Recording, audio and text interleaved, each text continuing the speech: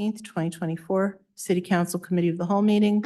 We welcome you if you're here in person. We welcome you if you're joining virtually. We have several agenda items today, and we will start off with a lengthy one.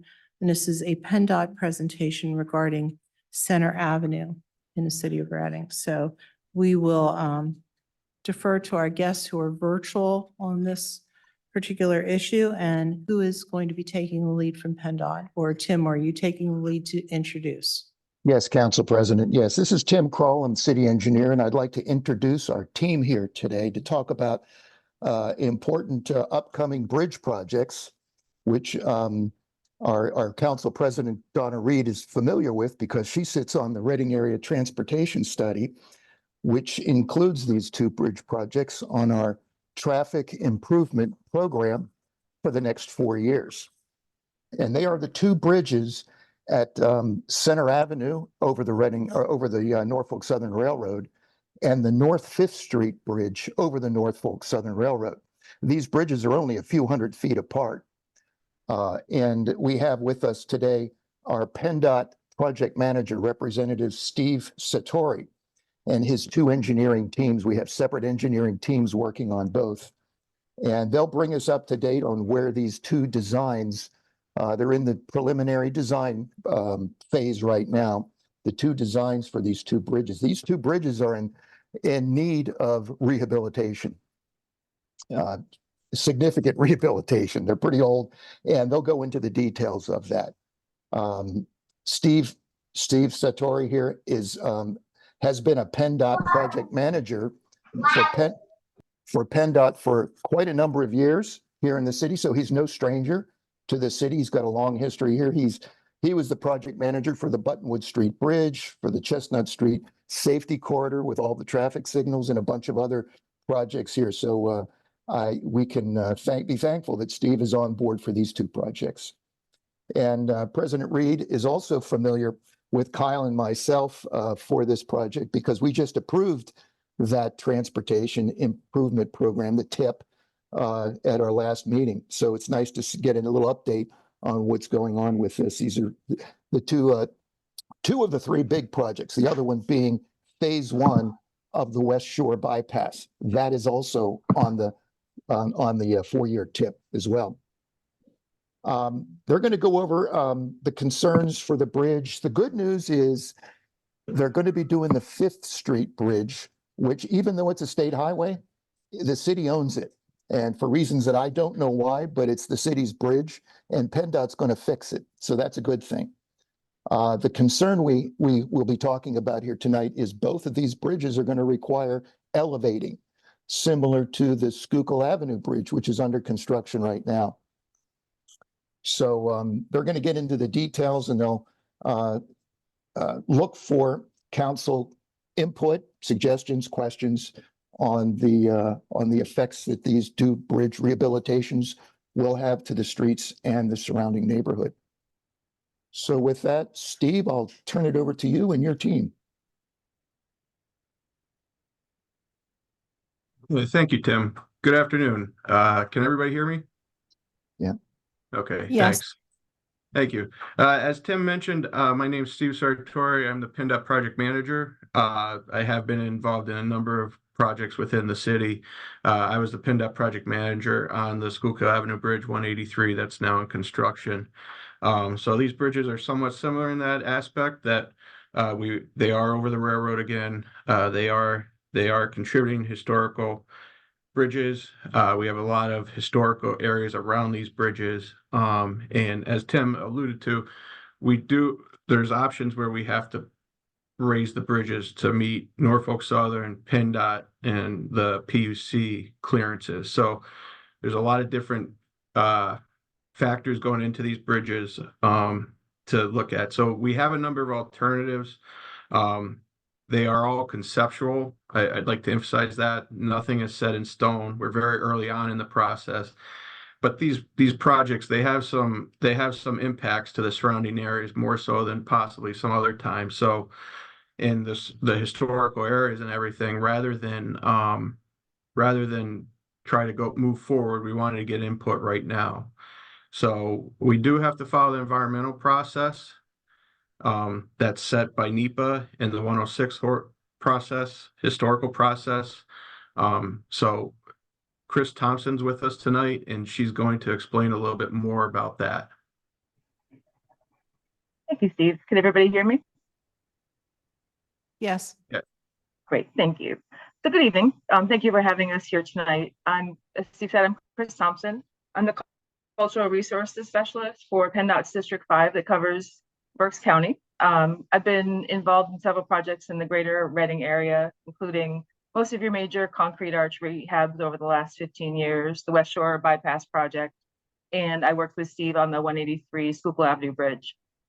These two bridges that we're talking about tonight are over that same railroad line as 183 Schuylkill Avenue is. So we'll hear a lot of the same railroad issues, at least for these. So you're going to hear our consultants talk about conceptual alternatives we're looking at tonight, but I wanted to talk briefly about a few factors that help drive our choice of alternatives. The National Environmental Policy Act, often called NEPA, requires us to examine what impacts our projects have on environmental, social, and cultural resources, and ensures that we consider ways to avoid or minimize negative effects to these resources.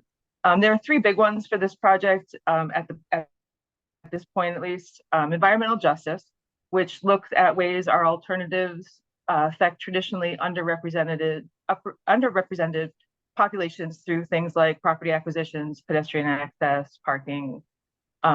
There's something called Section 4F of the US DOT Act, which addresses impacts of properties with public benefit, like the park at the corner of Center and North 5th Street.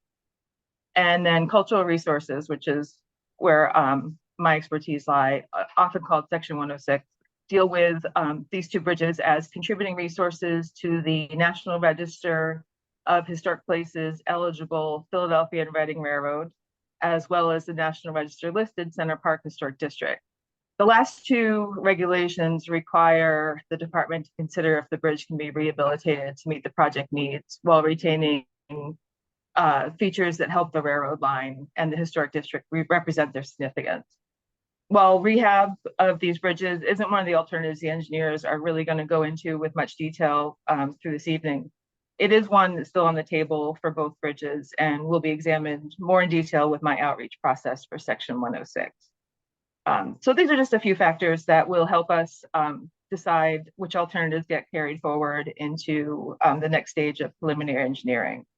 But throughout the NEPA process, we consider how well the alternatives balance meeting the project needs, including structural deficiencies, site distance issues, and pedestrian accommodation, while avoiding or protecting these and other resources. So talking with you all tonight is one step in us investigating how well these alternatives meet the project needs. So we encourage a robust dialogue. We really look forward to hearing your input. And again, thank you for having us tonight. Okay, thank you, Chris. So one thing I didn't mention is we are trying to work these projects together, progress them together, and eventually take them to construction together. Construction right now is not until 2028. It is a lengthy process with everything, with all the historical process and everything Chris just talked about. There's ways to go yet. Like I said, we're very early on in the conceptual stage. So I just want to emphasize that we have it's not happening right away. So we have two teams here. TY Lin is the team designing the Center Ave project, and then HNTB is designing 5th Street.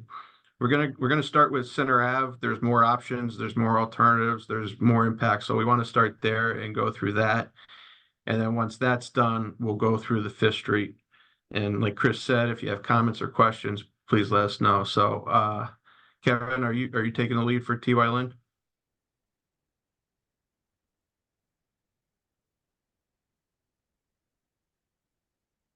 Hi, sorry about that. Can you hear me? Yep, we can hear you. Okay, great. Yeah. Sorry about that. Yes, I'm taking the lead. Let me see if I can share my screen, please. And hopefully you'll be able to see that. Can you see an introduction slide? Yes. Okay. Yeah, we got it, Kevin. Thank you. Okay, great. So the two bridges being discussed here, here's Center Avenue. So there's the bridge over the Norfolk Southern right here, and then here is Fifth Street. And so I'm starting off with the Center Avenue Bridge. And it's basically right in the heart of the historic district that we have. And, this is just a couple of photos that I think are important to share with you. This gives just an idea of some of the abutments, the old masonry abutment walls that are currently there. But this is the photo here that I really want to point out to you. So this is essentially on the bridge looking south.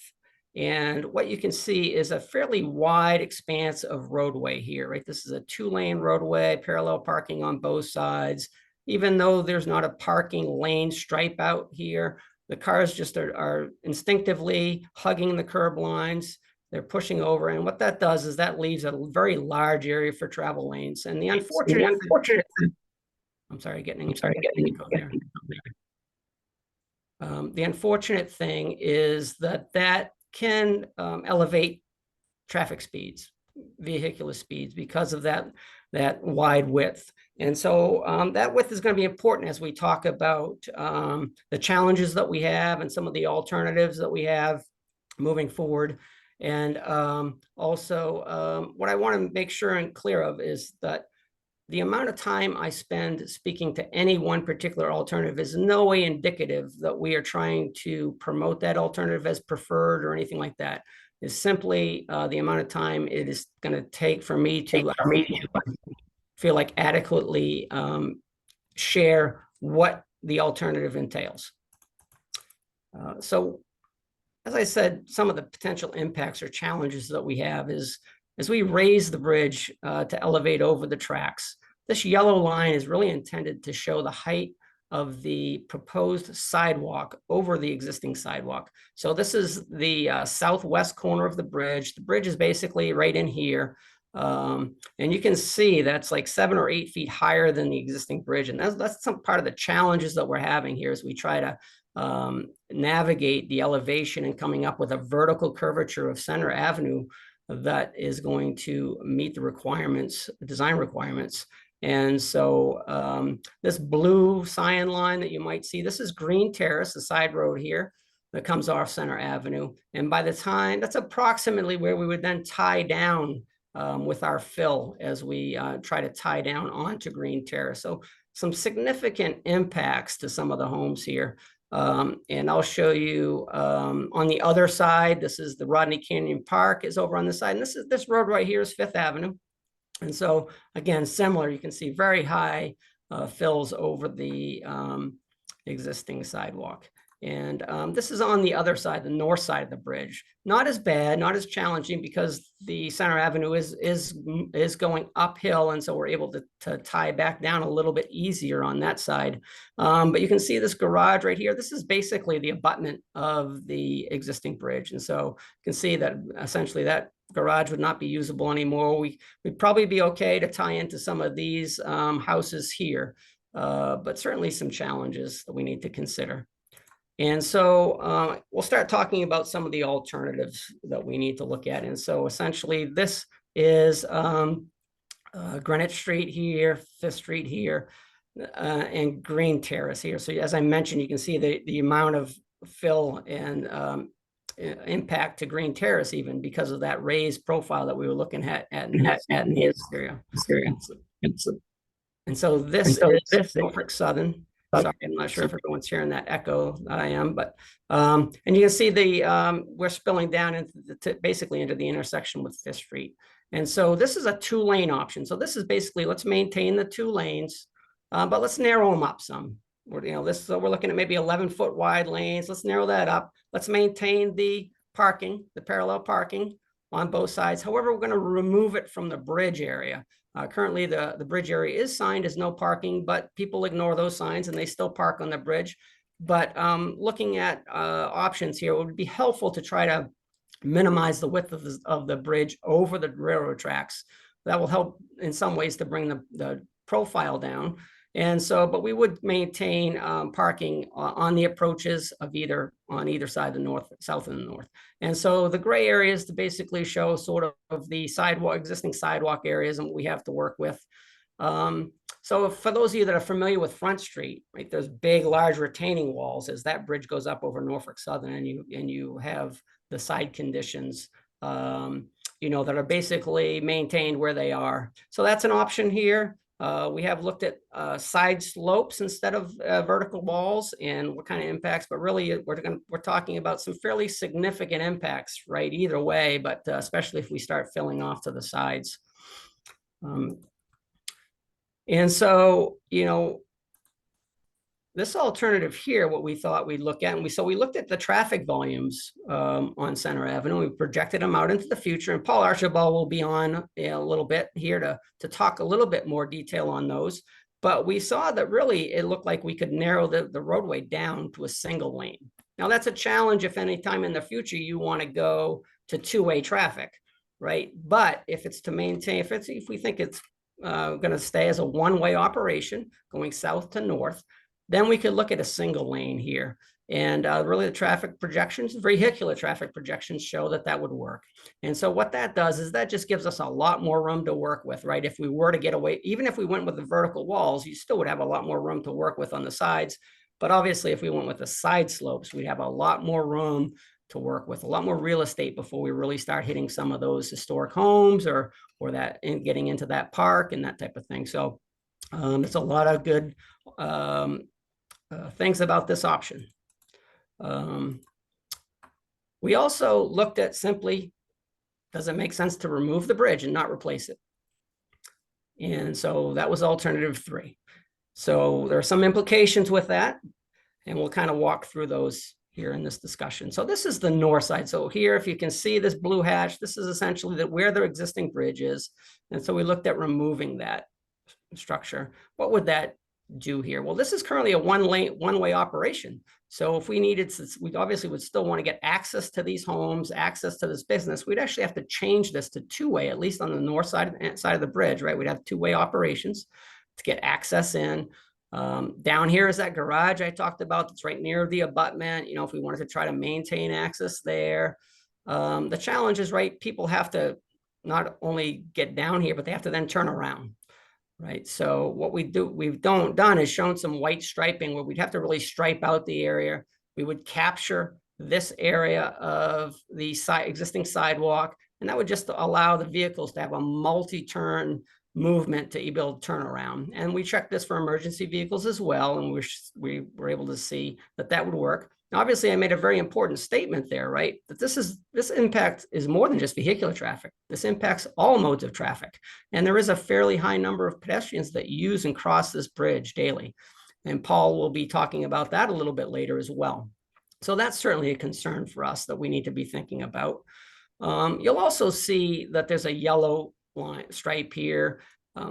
Basically, what we're talking about there is potentially an easement, and that's for drainage purposes. So currently today, the natural topography of this area is for everything to sort of go downhill. It sort of goes this way in this direction.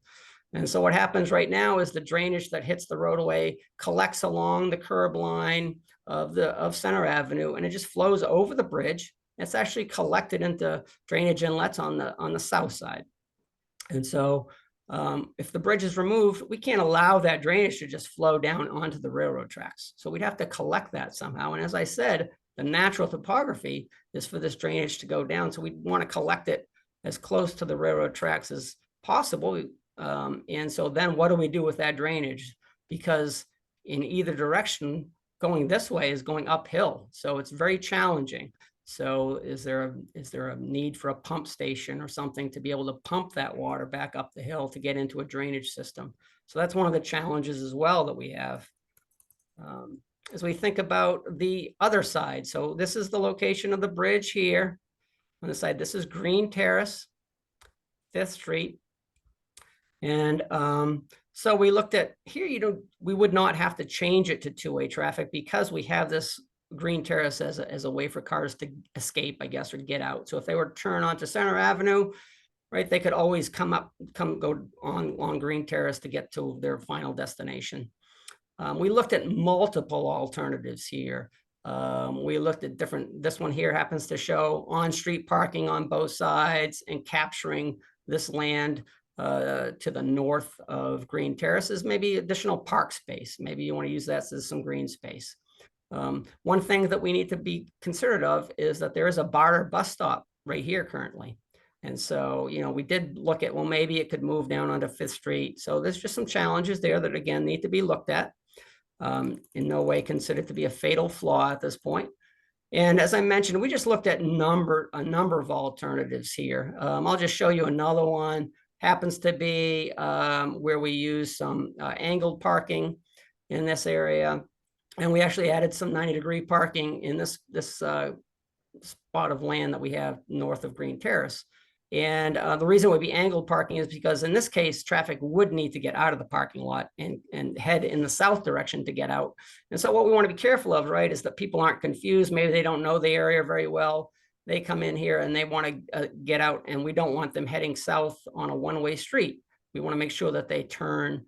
And so we add some bump outs with signage and so forth to sort of physically, positively encourage the traffic to go along Green Terrace, whether you're coming up from Fifth Avenue or coming out of the parking, that you would sort of just be moving in this direction. And one of the things we also looked at, and I think it was in the previous spot, was there are opportunities here with one lane here to capture some of this area with bump outs or whatever that might provide some better safety, both for the people that are parking, but also obviously that are crossing through the crosswalk. So let's move on to more of the challenges with the bridge removal. As I mentioned earlier, this is again on the north side. We talked about the pedestrian movements, right? And so what we did do is we looked at a few options for putting a pedestrian bridge, perhaps. Maybe we don't have the whole bridge. Maybe we would take out the main structure, but we add a pedestrian structure. It would still have to be elevated, still have to meet the vertical clearance needs over the railroad, but it would at least allow us to maintain some of those pedestrian movements. And so, you know, we just looked at different options. So this one here was if we kept it on the west side of the bridge and tied in. A challenge with this is, right, we said that we wanted to capture this area of the sidewalk in order for that multi-point turn of vehicle movements in this area. And so if we put the pedestrians here, we wouldn't have that space, right? We wouldn't be allowed to capture that sidewalk area. When we look at this option here, where it's on the east side, we are able to tie in before that garage. It does give us some good space. And this option here was just trying to shorten up the bridge. That should allow us maybe to keep it down a little bit lower because the bridge structure might not be as high, but it wouldn't gain much. For the most part, it's basically just trying to shorten that bridge. And the blue is intended to just be ADA accessible ramps that would get us down. And so on the south side of the bridge, there's multiple options, but for the most part, it's giving us very similar impacts. And we could, you know, in order to, like for this example here, this option, we could put a stairwell in here so that somebody that's on this side of the street wouldn't have to cross the street to be able to get up onto the ramps to cross over. So we could put stairs at appropriate locations for those that are physically able to climb stairs. And again, this is the same situation, just trying to show these pedestrian bridges, but you know, just thinking a little bit more about this south side and what kind of impacts that might have on the south side. So it may impact some of this parking area if we did like the idea of adding parking spaces, or if this was a green space, right? Either way, we'd be capturing some of that space for the ADA ramps and so forth. So you would not have it for other reasons. And again, that was just to show that the green space there. So with that, I'm going to turn it over to Paul to talk through some of this. Thanks, Kevin. Can everybody hear me? Yep, Yes. I can hear you, Paul. Okay, thank you. Thank you. So just wanted to touch briefly on some of the impacts to vehicular traffic and the bikes and the peds. So obviously, if we close the bridge on Center Ave, it would no longer be open for traffic to use. The traffic would have to be diverted or find a different way to get to their destination. The most obvious way to do that is just to continue north on Center Ave, take a left at Greenwich, and then turn right back onto Center Ave to get you on your way. So Kevin mentioned the volume being fairly low. We've got, we did counts in 2023. The weekday average daily traffic is about 3,400 vehicles an hour or a day. Weekend is about 2,500. If you just do an average during the week, it's about 3,200. During the peak, there's anywhere from 200 to 300 vehicles per hour that instead of using Center Avenue would have to take the route that's shown in yellow. So with that comes, changes in the way that the traffic patterns move throughout the area. So we looked at operationally, what happens at those intersections, at those locations. So at the southernmost intersection, where currently vehicles are turning left, they're going straight through. Actually, operations would probably improve because we don't have the left turners stopped and waiting for gaps. However, now all of that traffic, 200 to 300 vehicles per hour, is pushed up to Center Ave and Greenwich Street. So our traffic analysis did show a degradation in the level of service, but we looked at design year traffic volume. So the design year for us is 2050. So we took the counts from 2023, used a growth rate to estimate what the design year traffic would be. So the level of service in 2050 in the AM dropped from a level of service B to a C. In the PM, it dropped from a C to a D. Both C and D in the design year is what I would consider acceptable. We are seeing a degradation, but the level of service D, really, if we can keep it above that, we're doing pretty well. The downside, however, even though the levels of service were reasonable and the delays were reasonable, the northbound left turn, because of the additional traffic, we were seeing queuing that would extend beyond the existing turn lane length that's there. That's about 265 feet. We were seeing queues over 300 feet. So to mitigate that, and just from a safety standpoint, with that high of a volume, we looked at traffic mitigation in the form of simply putting in an advanced left turn phase. So it would be a protected permitted movement, giving the northbound lefts a protected move.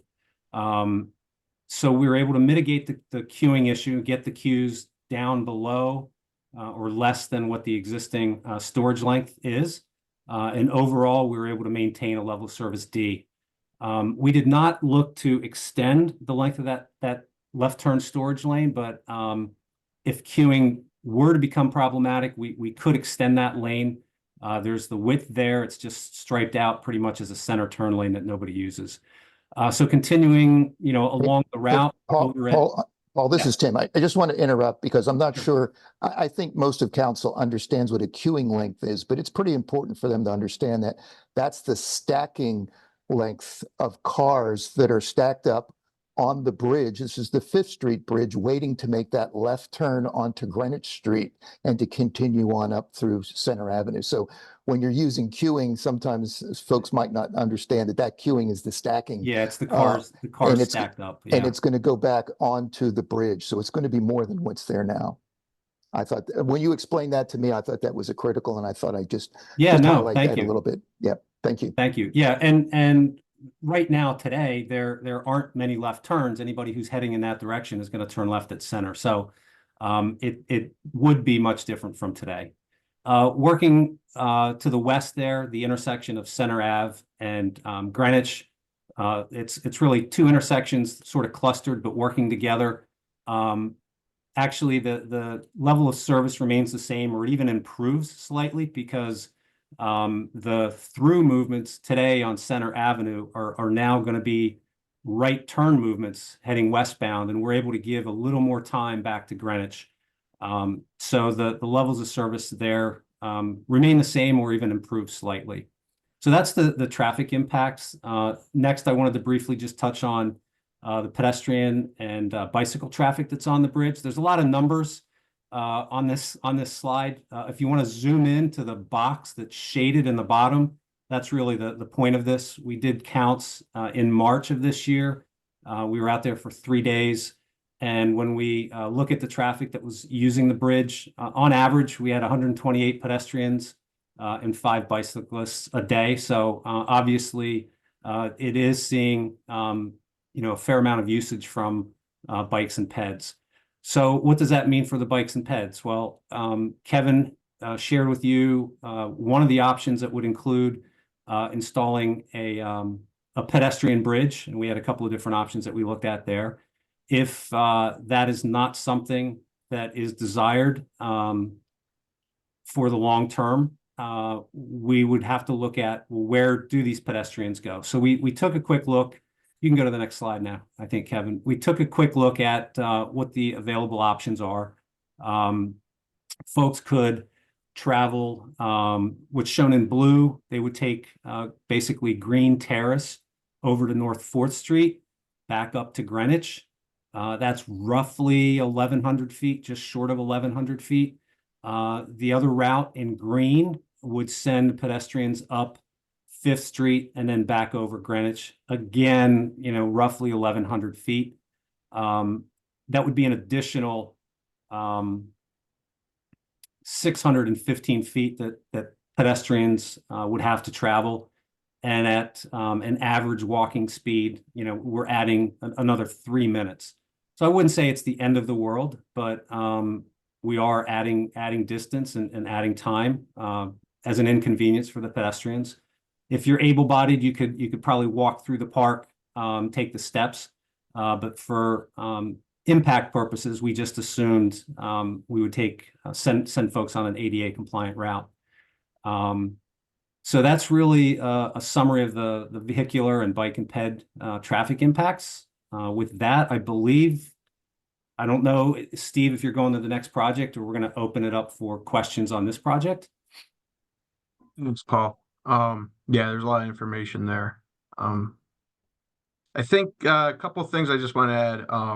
Obviously, and I think we covered it, but if we don't if we do replace the bridge and we don't remove the bridge, there will be sidewalks on the proposed bridge too. These were for if the pedestrian bridge, the detours and all that, that's if we remove the bridge. But a couple other things just to touch base on and for consideration as you think about these alternatives. Obviously, if we were to remove the bridge and either put a pedestrian bridge in or not, these roads would be something we'd be looking to turn back to the city. PennDOT doesn't own dead-end roads, so we'd be looking at something there, some types of agreements with the bridge and the pedestrian bridge, or I'm sorry, the road, Center Ave and the pedestrian bridge. But again, that's something to consider.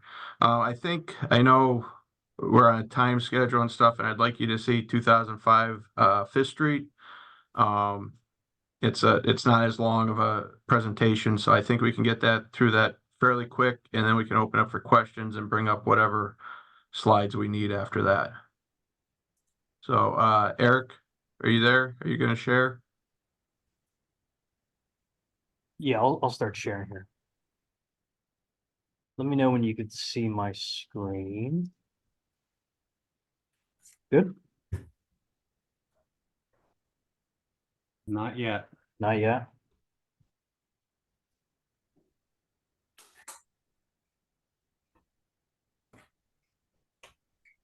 I think one thing that's important to note is the reason for this, and that's because of the double-decker sort of trains now, that the bridges are not high enough to deal with the train reconfigurations. Is that correct?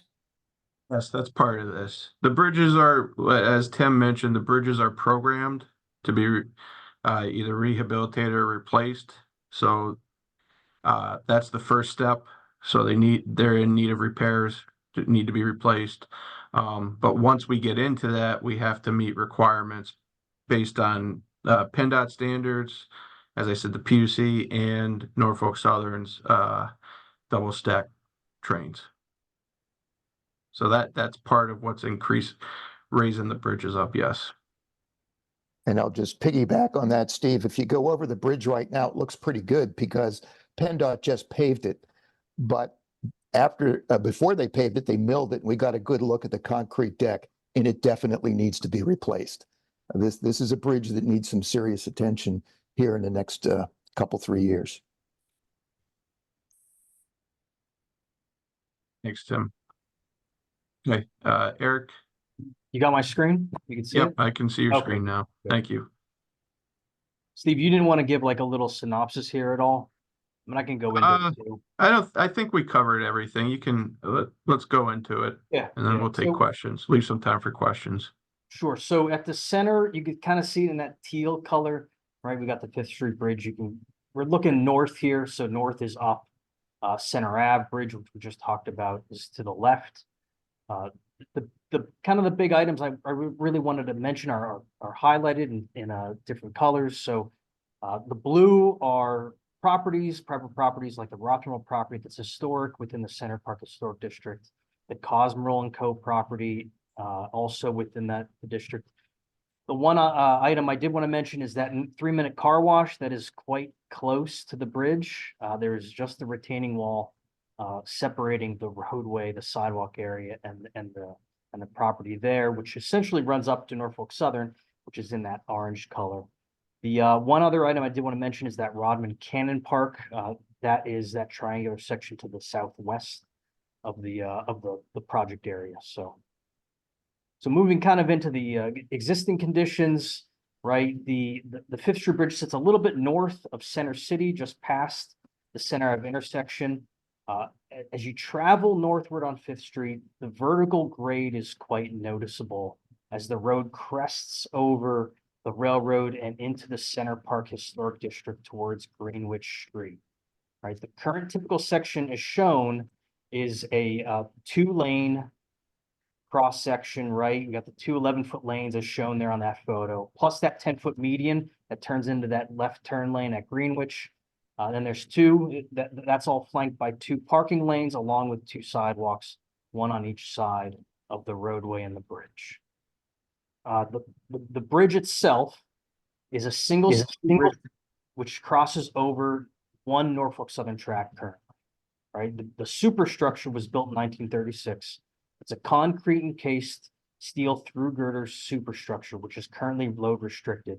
You probably have seen the load posting signs at both approaches, north and south. The clearances, as we just kind of mentioned a little bit, the both vertical and horizontal clearances are inadequate for Norfolk Southern's requirements. Norfolk Southern does consider this a super core line, which essentially means that it's important in their eyes, especially for the double stack. Right now, I don't think they can do double stack currently on this line. Along with the superstructure, right, the substructure, which is a stone masonry construction, both the super and the sub are considered in fair condition with some age-related deterioration.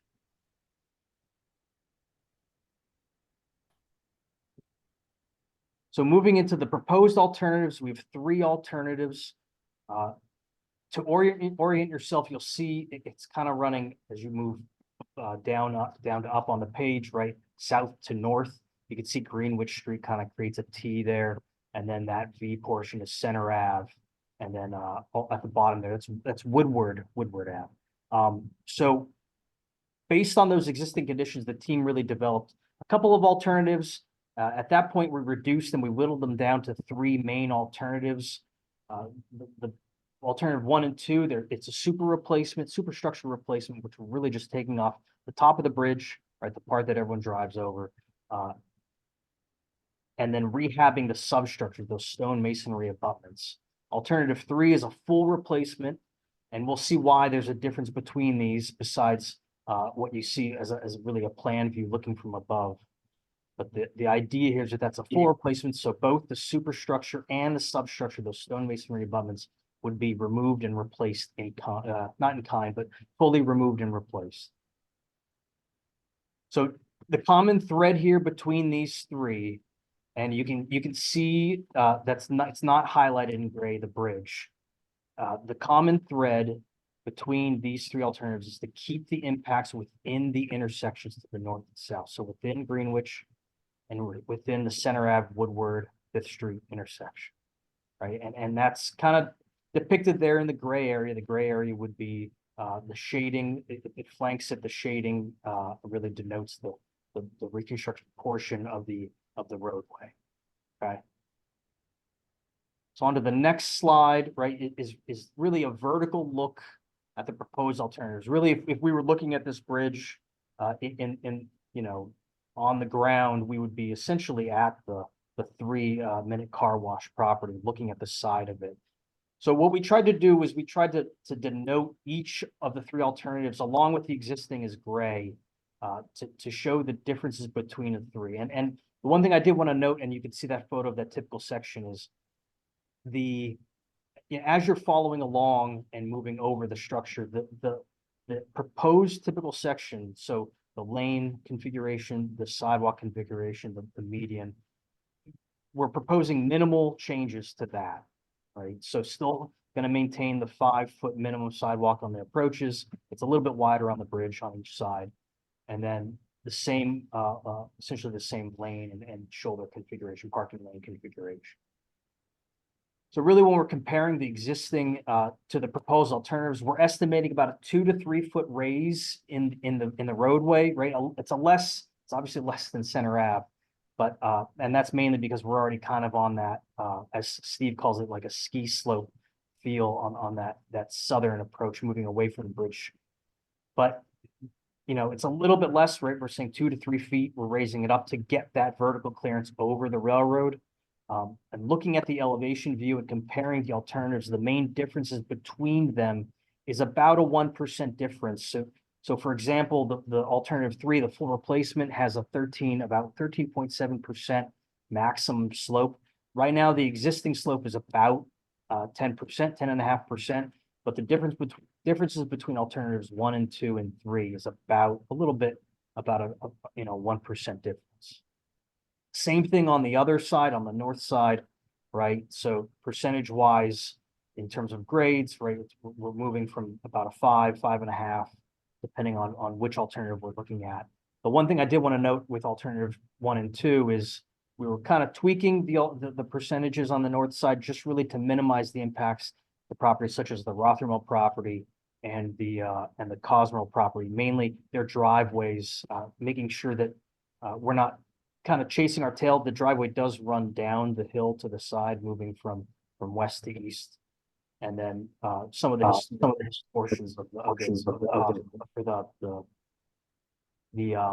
Rothermel property.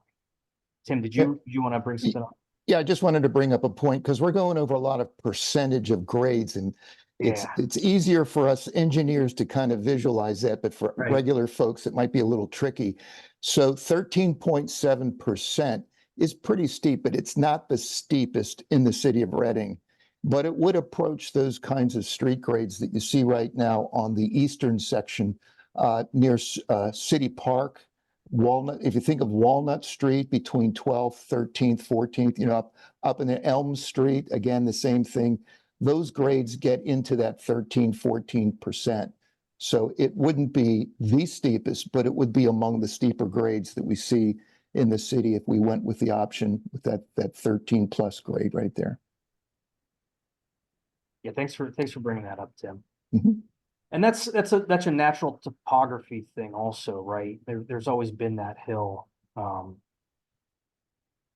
But really the main idea is jumping over Norfolk Southern, getting that clearance, all while minimizing the amount of superstructure depth that we can. That's kind of where the 2 to 3 foot raise in the roadway comes from. The one thing with alternative 3 is once we replace the bridge fully, we kind of lengthen that curve, and you can kind of see that purple line at the top really kind of broadens out southward, right? South being towards Center Ave, north being towards Greenwich Street. So that's all I kind of have. Steve, I didn't know if you wanted to kind of mention anything else before we open it up to questions. No, I think you covered it well, Eric. Thank you. So I think that's pretty good. That a lot of information, I'm sure. So we'll open up the questions. We can bring anything up you need to see again or whatever you'd like. So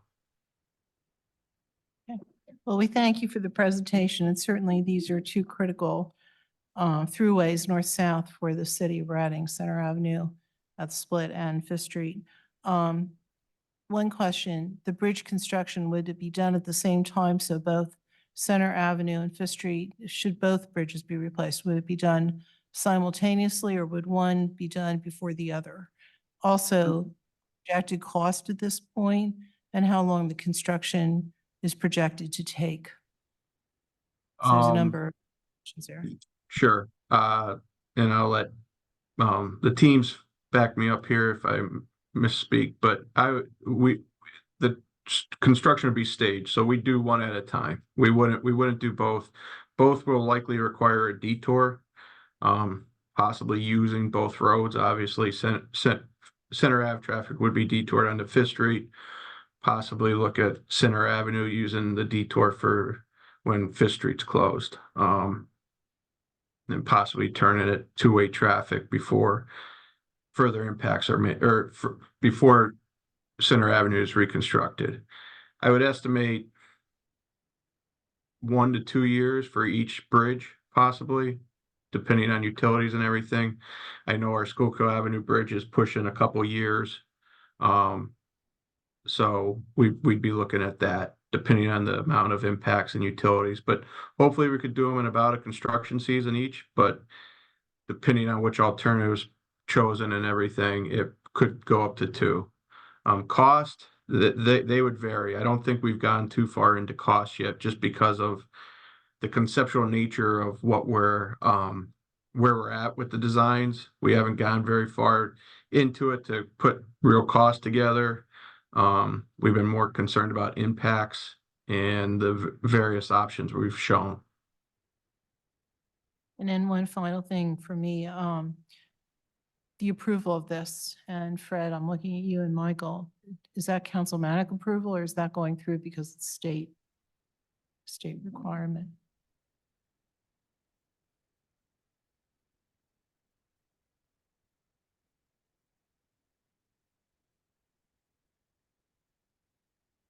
I don't know the answer to that. I think it would depend on what the actual final plan is. I don't think we have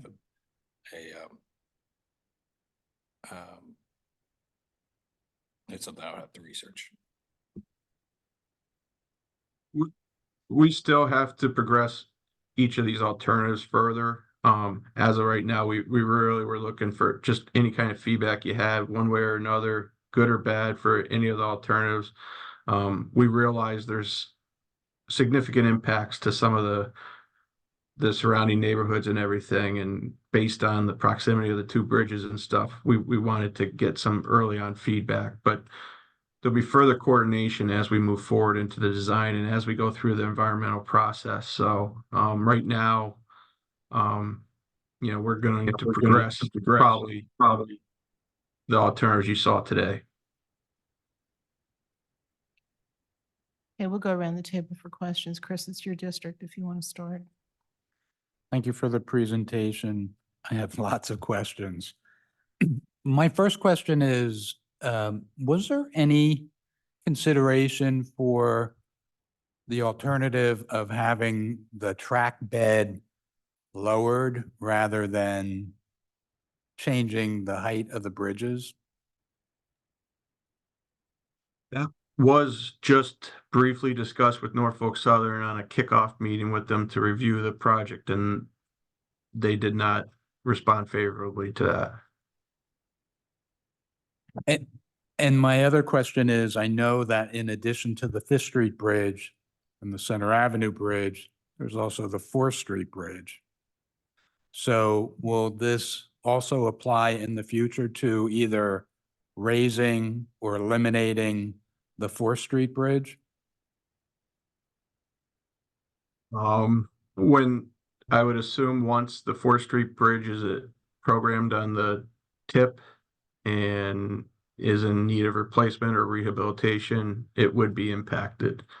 To my knowledge, as of right now, the 4th Street Bridge is not on any of the programs to be replaced or rehabilitated. And then this isn't a question, it's more of a comment.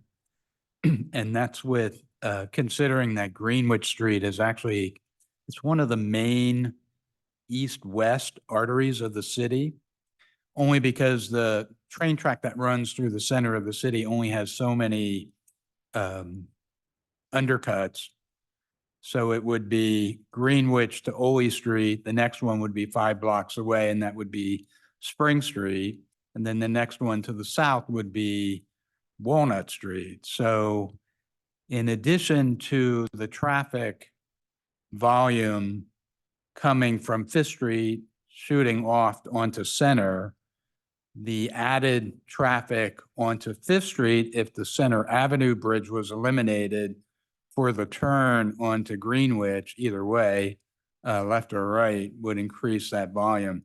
I think also, if you check with the police department, that intersection is known for having a considerable amount of accidents just because of the volume of traffic.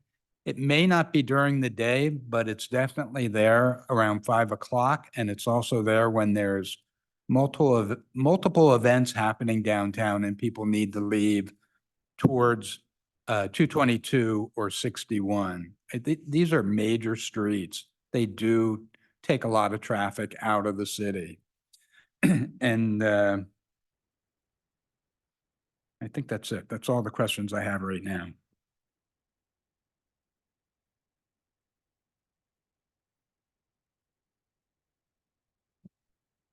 So my question is with the 5th Street bridge on the presentation, one of the slides, I'm not sure if you guys presented it, but I have it pulled up here.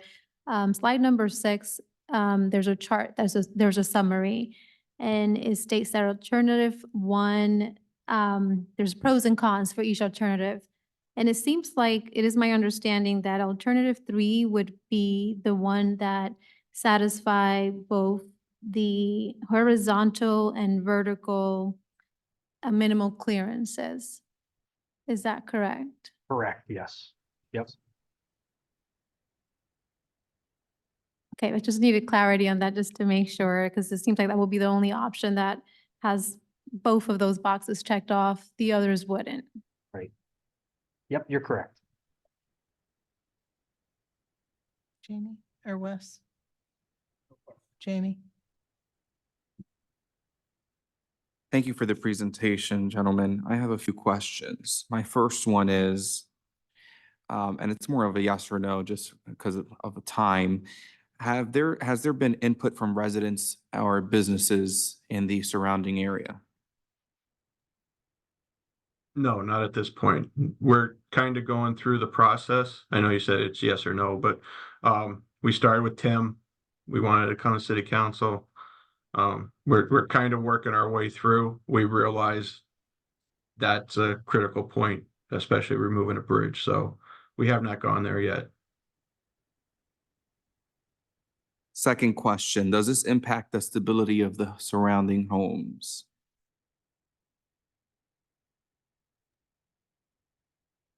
No, it should not. I have the design teams if they want to correct me, but if anyone wants to weigh in on that, but no, it should not impact them. What is the source of funding? Do you mean federal or state? Or it's programmed on the Reading Area Transportation System, the TIP. So there's a mixture of federal money and state money in it for both projects. Is there any long-term impacts? Long-term impacts to the roadways? Negative. My apologies, I'll clarify. Are there any negative long-term impacts?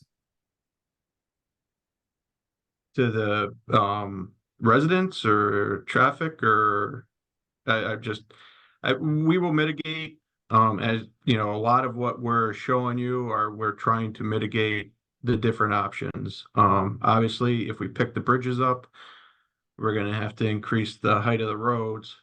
There's gonna be retaining walls, there's gonna be impacts that way.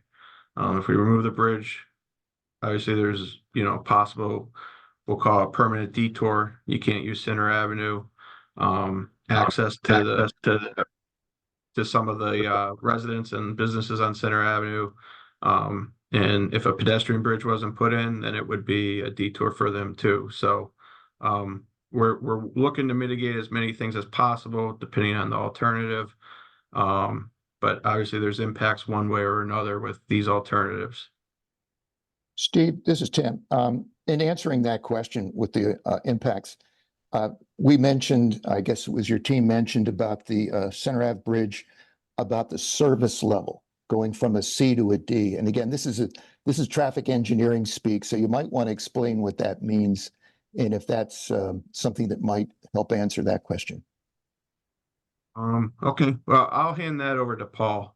I don't want to screw up the traffic language and speak, so I I'll hear let you. Paul kind of further that. No, that's fine. So we were looking at the AM and the PM peak, those are the highest hours of the day. That's when you'd expect to see any impacts. During the morning peak, we were able to maintain a level of service B.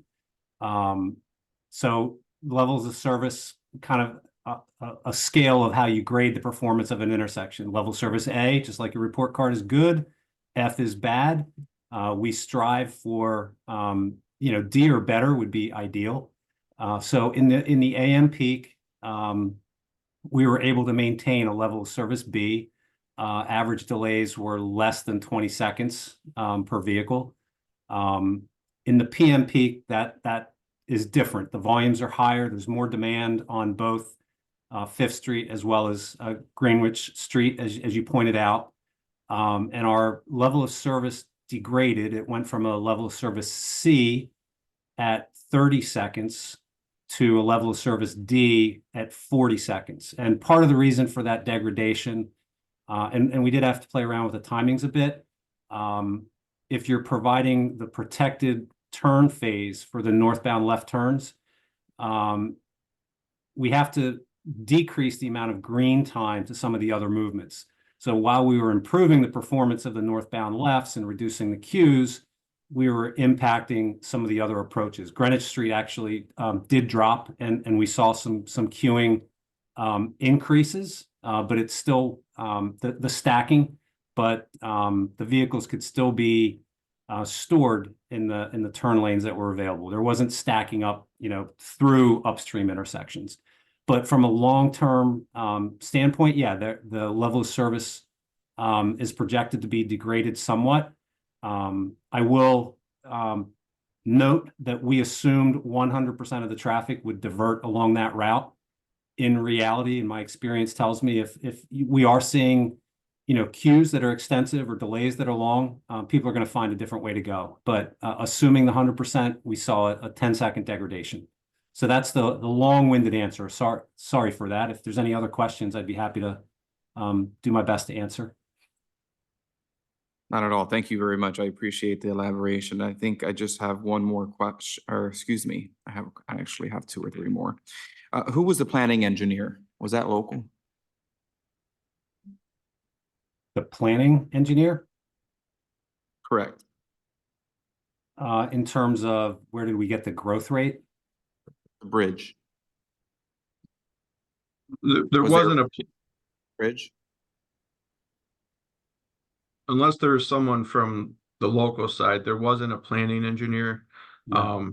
The bridges are identified through the TIP development to be in need of repair, so they get added to the TIP, and then through that process, PennDOT will select a consultant.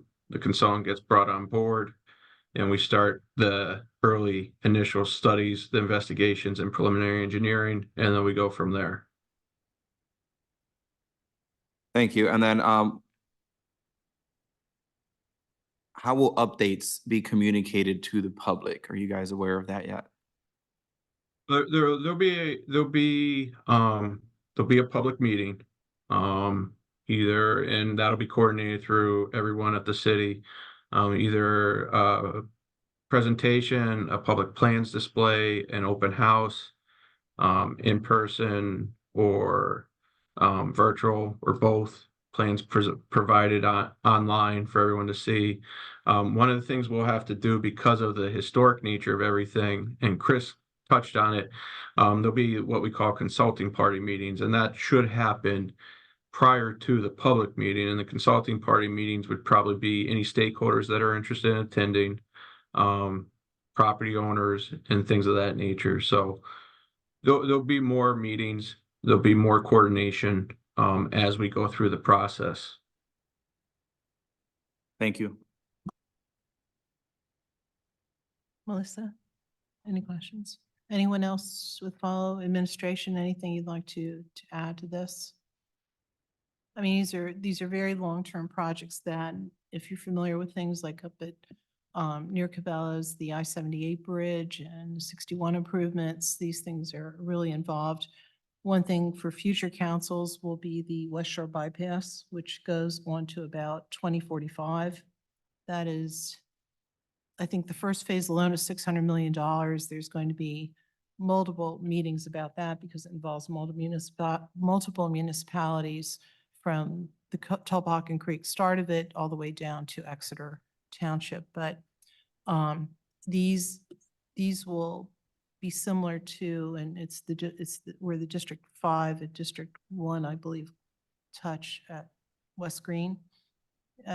With that particular bridge over Schuylkill Avenue, again, needing to be elevated because of the double-decker train cars now. So that's really going to become an issue. I believe we've had some meetings on that, but probably more to come because that street will be closed for a while that is being rebuilt, and half of that's your district and half is, so that's going to be a challenge as well. Is that your district? Would it be your district? District 5 and District 6? Are you the other side? Okay, so.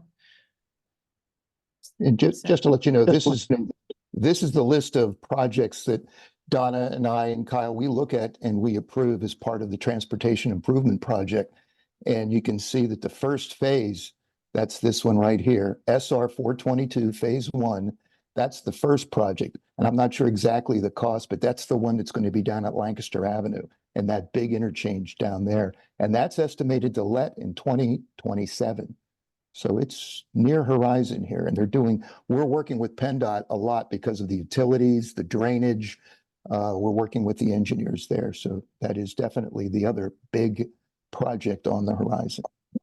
That's going to be incredible. And again, until the entire West Shore project is done, it will be, I believe, 2045 was one of the dates mentioned till all the phases are completed. So Correct. it is. Yep. Quite a long time thing.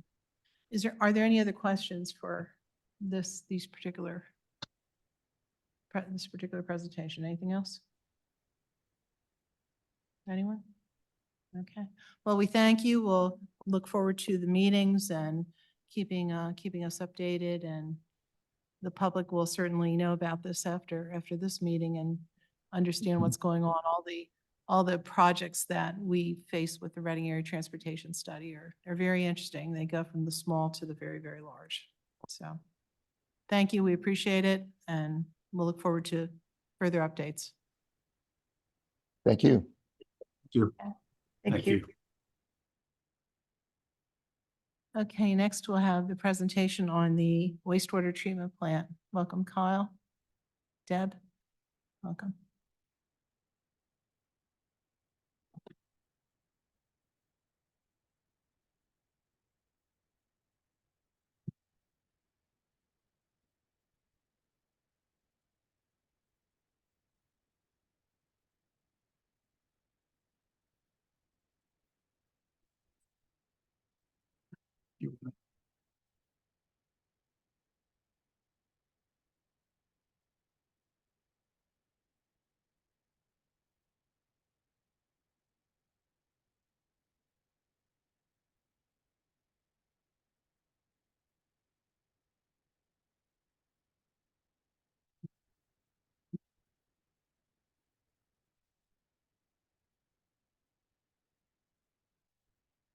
Okay, then we want to do screen share. I guess I'm just gonna do this. Hang on a second.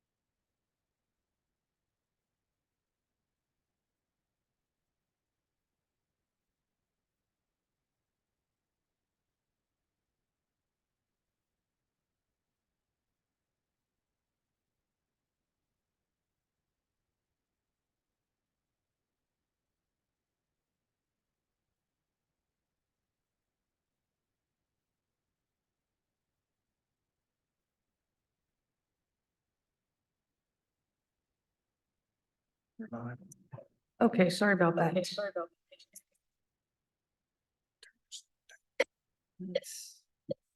with me.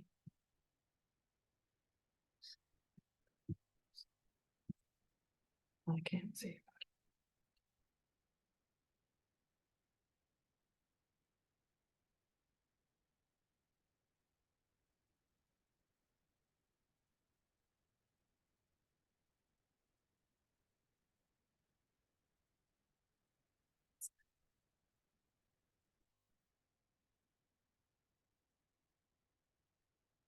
Okay, let's try again.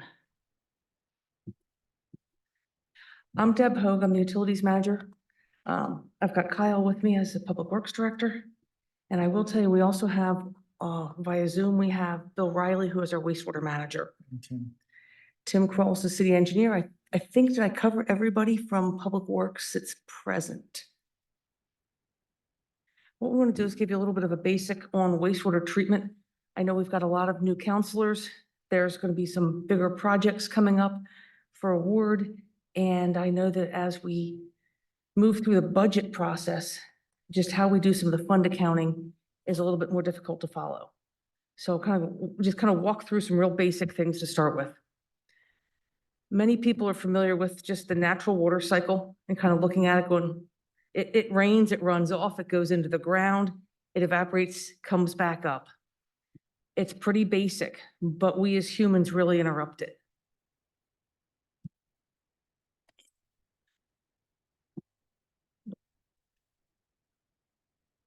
The urban water cycle adds a few other things to it, where you look at the water supply side, where we're taking water either out of the ground or out of a lake, out of a river with intake, going through treatment processes to get that to your homes, businesses, industries. We're also taking the water that you have used, leaves the house via pipes underground, comes along through roads and other surfaces via the pipes coming to a wastewater treatment plant. Goes through a variety of different types of tanks and ultimately is discharged back into the same area where someone else will then withdraw it and use it. Coming down the middle, you have the storm sewers. I will say the city forefathers made some decisions years ago that impact everything that we do today.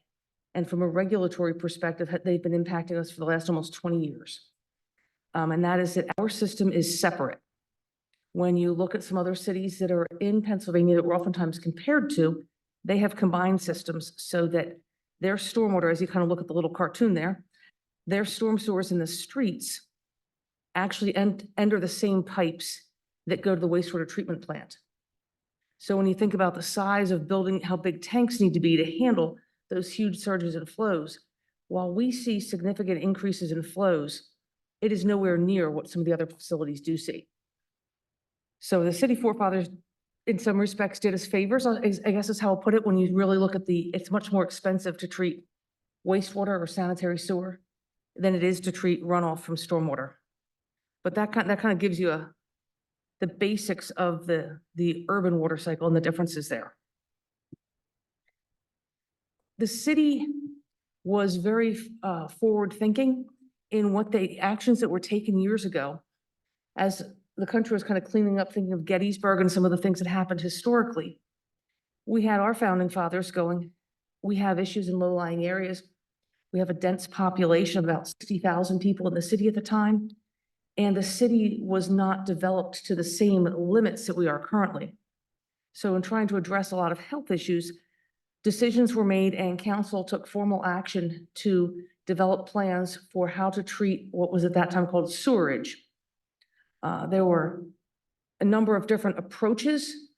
At the time in the United States, it was more likely to have a combined system. Whereas in Europe, they would have the systems more separated when they were building new ones in this time frame. So it was that was one of the huge decisions that was made. Early on, we had started with the 6th and Canal Street pump station. And it was really it did some minor treatment there in some respects. There was filtering that occurred there. There was heat drying of solids. But the purification plant and disposal plant actually came later. Everything was decided at the same time, but the actual construction for 6th and Canal started very early then. When you look at the drawings from back then, you'll see we have very similar arched windows. We don't have the same tower like we used to, but in the recent upgrades that were done at 6th and Canal, we actually found things, voids and floors that people weren't sure what they were, and we consulted these pictures and things made sense then. Fritz Island started to be used in the 1920s. The original treatment plant for purification was the site. It was parts of it were removed when what was then known as KVP went in. It is now the property that Brentwood has on the one side of the, I'll say the railroad bridge, right near Angelica Park. Originally, Fritz Island had an iron mine, which flooded in the 1880s. When the city first started putting the treatment plant there, there was only a portion of the island that was owned by the city. So as you look at the picture on the island, you kind of see a straight line across there where the rest of it was owned under different ownership. But the decision was to put the wastewater treatment plant, or as they called it at the time, the purification plant, further away from the heart of the city. So you see a lot of agricultural areas around here. When you look at what it was before we did the most recent upgrades, this is what we had. It's rather sprawling, takes up a lot more space. We are well into the area that was on the part that had not been developed originally. And some of the key things as you look at this, like when this was done, there was one tank on here from the 1920s that was still in service. There are some areas that are lower. The outfall for the city was actually submerged into the Schuylkill River. So that as the level of the Schuylkill River became higher, so did the level in some of those lower lying areas and those tanks. The flow schematic for just the liquids side of the treatment was rather complex. Parts were added at a later date. So initially we went through with having trickling filters. The original plant was square trickling filters that sprayed out of nozzles. The plant that we just had the tanks removed from were actually round tanks where the hydraulic pushed the water through and went through rock media, kind of more of a natural process. As there was growth in the 50s is when that went in. When we get to the bottom of the cycle here, you start to look at tertiary clarifiers and tertiary aeration. That went in the 1980s. As there had been more growth within the city and also more growth outside the city, so that there was a lot more that was constructed. One thing I'll note for you on here is as you look at it between intermediate clarifiers and secondary trickling filters on the top right-hand side, you'll see there's a pump station there. And as you get down to the bottom on the left-hand side, you start again with a pump station. The forward flow for the wastewater treatment plant used to have to be pumped 2 times completely. The trickling filters did not use electricity, but there was a lot of electricity used with pumping. The solid system was simpler in some respects. We would take things and we would thicken biosolids so that we could have things in digesters, kind of like your own internal guts is how I'd like to compare it. It makes kind of the analogies work better for you. But you have things coming in and things going out. Same concept, comes in, we'll say one mouth, goes out to other orifices. Here we had primary and secondary digestion. The primary digesters were built in the 50s. The secondary digesters went in the 80s. The belt filter presses and then the entire solids handling building went in about 2000. So there were some changes that occurred over time to get to where we were before major improvements.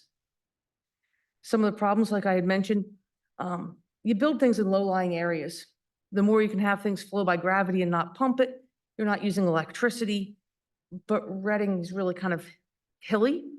And so Sixth Canal was really initially the low-lying area to put a pump station to be able to collect the wastewater.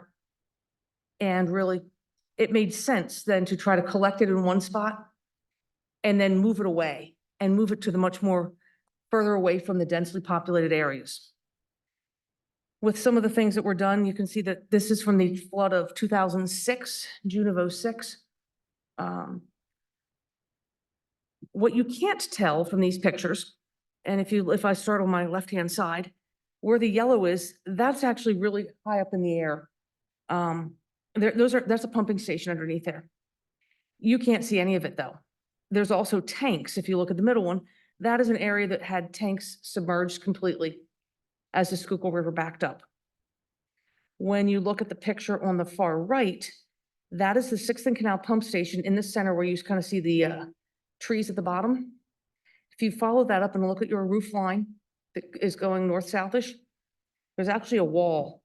And you'll see if you look along the edge where the trees are and kind of follow that roof line, there's a wall that was actually increased in height following Hurricane Agnes. Had that not been done, we were within inches of that going over. At the treatment plant proper, we could drive a truck down a gravel path, the Schuylkill River on one side, the treatment plant resin on the other side. The truck path, it was just wide enough for a truck path, not much more than the table Kyle and I are at. It was quite an interesting time. But it also made it so that as we knew we had to do things, there were different things that we considered. Over the course of time, the city was originally, I'll say, very forward thinking, and we'd like to get back to that. In 1908, we were the first in the country to have secondary treatment.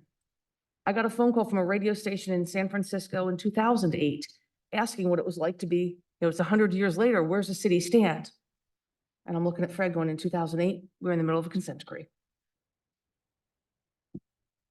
From a regulatory perspective, there weren't a whole lot of regulations early on. It was more a matter of we were doing the thing that was the right thing to do. Things started to then fall under the Department of Health until the formation of the Department of Environmental Resources, which was, I'm going to screw up if it was 72 or 73. Nationally, we have the Clean Water Act, and EPA oversees that. They delegate primacy to the Department of Environmental Protection, and the state has the Clean Streams Law. Through the state, we have a permit that requires us to clean the liquid side for discharge. We have had, over the course of time, a number of consent orders and agreements that compelled the city to construct things. One of them was we added an additional tank of the same type. We had 3, now we have 4. In the 1980s, there was a ban on connections to the treatment plant until construction reached certain points, and by connection by individual homes to the different municipalities, including the city, were controlled that way.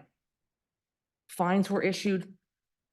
We got to the point where we had odor complaints, and that was what kind of led to, in 2000, the big upgrades, which focused on the solid side, but also covered the main tanks as you come into the plant and removes that air for treatment from an odor perspective.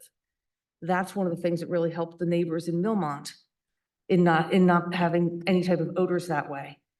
I will say it was one of the first times I remember getting a piece of correspondence that thanked us for what we had done once we had everything running well. But we have had a history of some compliance issues. We ended up with the consent decree, which I know many of the counselors are not familiar with, so I figured I better put something on here, and Fred, jump at me if I have anything I can't. We first met with the regulators April 24th of 2003. And I'll say it took several months till they even had the right parties, because it started by going to the Water Authority. They didn't know who to contact. The regulators as a group weren't sure. And it was really led by the Department of Justice. EPA and DEP were really they had each gotten, I think, fed up enough that they went to the Department of Justice, and it was an interesting time trying to get started. With the regulators, we did reach consensus on what actions we were going to take by December of 2004, and formally things were entered into the court system in November of 2005. It was a very comprehensive look at regulatory compliance. The initial meeting was, hey, we've done this study for you. We came out to the plant. We spent one day. This is what you need to do. We came back and said, these actions won't get us the compliance that you want or that we want. They then started to talk and really were very detailed on the remedial measures for interim operations, and interim being until we could get the capital improvements that we needed, and which we've just completed a lot of. Wastewater treatment looked at both the liquids and the solid side, pulling together a study, looking at the different options that there were, what were the costs, what was the affordability. On the collection system side, looking at what is metered, what is modeled, using some federal standards for what is acceptable to have for extraneous flow coming into a system that is, again, a separate system, so it's separate from the stormwater. The industrial pretreatment program was also part of this. A typical wastewater plant that's owned by a municipality is designed to treat domestic wastewater, kind of what, again, going back to our references of us as humans, kind of what we excrete. Things beyond that, when you start looking at metals, fats, oils, greases, but there's a whole host of different things that industries may have based on what they're producing. They have different things in their discharges. And the idea there is that nothing that comes in from an industry impacts our treatment, impacts our options for solids disposal, or impacts what is going to ultimately the waters of the Commonwealth. So the industrial pretreatment was another part. And finally, funding. At the time, we had a substantial transfer to the general fund, and the regulator said they wanted it to go to zero. And I can remember the one city attorney went like this, put his hands down on the table with his keys and said, you just got the keys to the city. We can't survive like that. It's not fair. This has all been paid for out of the general fund to start with. With Fred's work, we have had a few modifications to date of the consent decree. We've kind of reprioritized some things on the collection system side, with pump stations and their associated force mains being a priority. Again, it's a low-lying area. It's how we pump things out, and it makes a big difference for how things go. To put it in perspective, the phase 2 of the 6th and Canal Street pump station, which was recently completed, before that was completed, we had routine overflows in the gravity sections of the city, kind of the more populated areas. Since that time, with that pump station improvements, that now all comes over to Fritz Island. We are able to process and have processed approximately double what the treatment plant used to be able to do for peak flows. We've actually processed slightly more than what the design was for it, and we're successful. So I would take all those things and say, like Tropical Storm Ida, We had a problem with the 19th Ward pump station. It's the only pump station that we have to work on at this time. Everything else went smoothly. This is what the treatment plant looks like now when you look at it from an aerial. As you look on the left-hand side toward the middle, you'll see what we would call a reactor or aeration basins. It's really the heart of the plant. It's where the biology occurs. You'll notice there's a nice big open field of similar size right next to it, potential future growth. If you look over toward the Schuylkill River, more toward the right-hand side, you'll see an area where the grass looks a little bit greener, and then you have some areas that look more, I'll just say brown. That is the low-lying area that had all the flooding issues. We've removed all the tanks from that area so that shouldn't have those issues. And if you look just above where the words Schuylkill River are, if you go up slightly, you'll see something that looks like it juts out into the river. That's the outfall now. The process flow is a little bit simpler. We clarify twice, once before the biology, once after the biology. We disinfect. We add air if we need to. We go out to the Schuylkill River. The solid side is similar, but at this time we have all of our digesters are now configured as primary digesters. We don't have 2 stages for digestion. A lot of the focus of the improvements have been on the liquid side.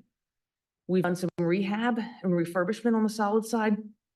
And I'm looking going only one new tank constructed completely. The big thing is we've gone from having belt filter presses to centrifuges, which they're contained, and I'll show you some pictures in a second. They're contained, and from an odor perspective, it's a lot nicer that way. When you look at the construction, if I start at the top left, we now have an influent junction box so that all of our flow comes together. The next picture is some state-of-the-art blowers, which push the air in through and provide the air that's required for the microlife. The microlife, which chews down and works through the water that needs to be treated, I guess, I just try to keep it simple. What you see next is they're actually diffusers, and that's how the air gets into the water product, the water as it's treated. It's a fine bubble so that there is more ability and more efficiency in the transfer of the oxygen to the microlife. What you see at the far right-hand side is actually what it looks like on the surface. There's something that's called mixed liquor, and that is where you have your microlife is mixing with the influent that's coming in. The tank, while you look at it here and you say it doesn't look that big, you're looking at football field in length to kind of put things in perspective. As you go down to the bottom on the left-hand side, there's a clarifier, which is exactly what it sounds like. It clarifies the water, so you have clear on the top. The solids come down to the bottom. We remove some of the solids and put that microlife right back in to continue treating. We then go into chlorine contact tank, and then you see as it goes out into the Schuylkill River. On the solid side, some things look very similar because we have reused the solids handling building. But on the far left is a pumping station that's new. This one pumps and takes care of everything related to the microlife, whether it is returned or wasted in the process. The next is a gravity belt thickener, which thickens things so that as it goes into the next slide over, as it goes into the digesters, we have less water in there. We then can have gas that comes off, methane gas into the digesters. And finally, on the far bottom right is a centrifuge. It looks like almost nothing as you look at it, but just the assembly that rotates inside it is $500,000. It is fine-tuned. It has very precise in the RPMs and the measurements for how it is done. Because of the speeds it's turning, there's little tolerances. Another part that is newer in wastewater is actually air quality. We started for the first time air quality permits about 20 years ago. And it was for what you see at the bottom, the primary settling tanks, which is when we kind of made the neighborhood happy. Our influent junction box has a different type of treatment for the air quality. And so does our solids. our solids handling building has treatment for air quality again. And finally, for the methane gas that we don't use that comes off the digesters, that actually gets flared similar to what you would see at a landfill.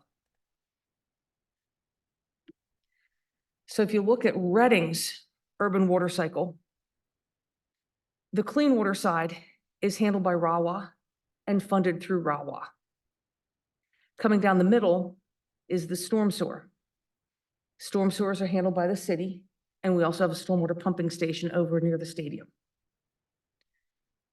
On the far right is the wastewater side, which is funded by the city also.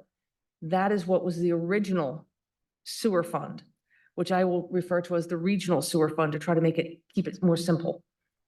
It's to figure out which one it goes to. If it's connected to the treatment plant, it goes to the regional fund. If it's not, you're over in the other fund for the sewer. But I figured it's a good time to kind of, we're starting our budget process for the administration side.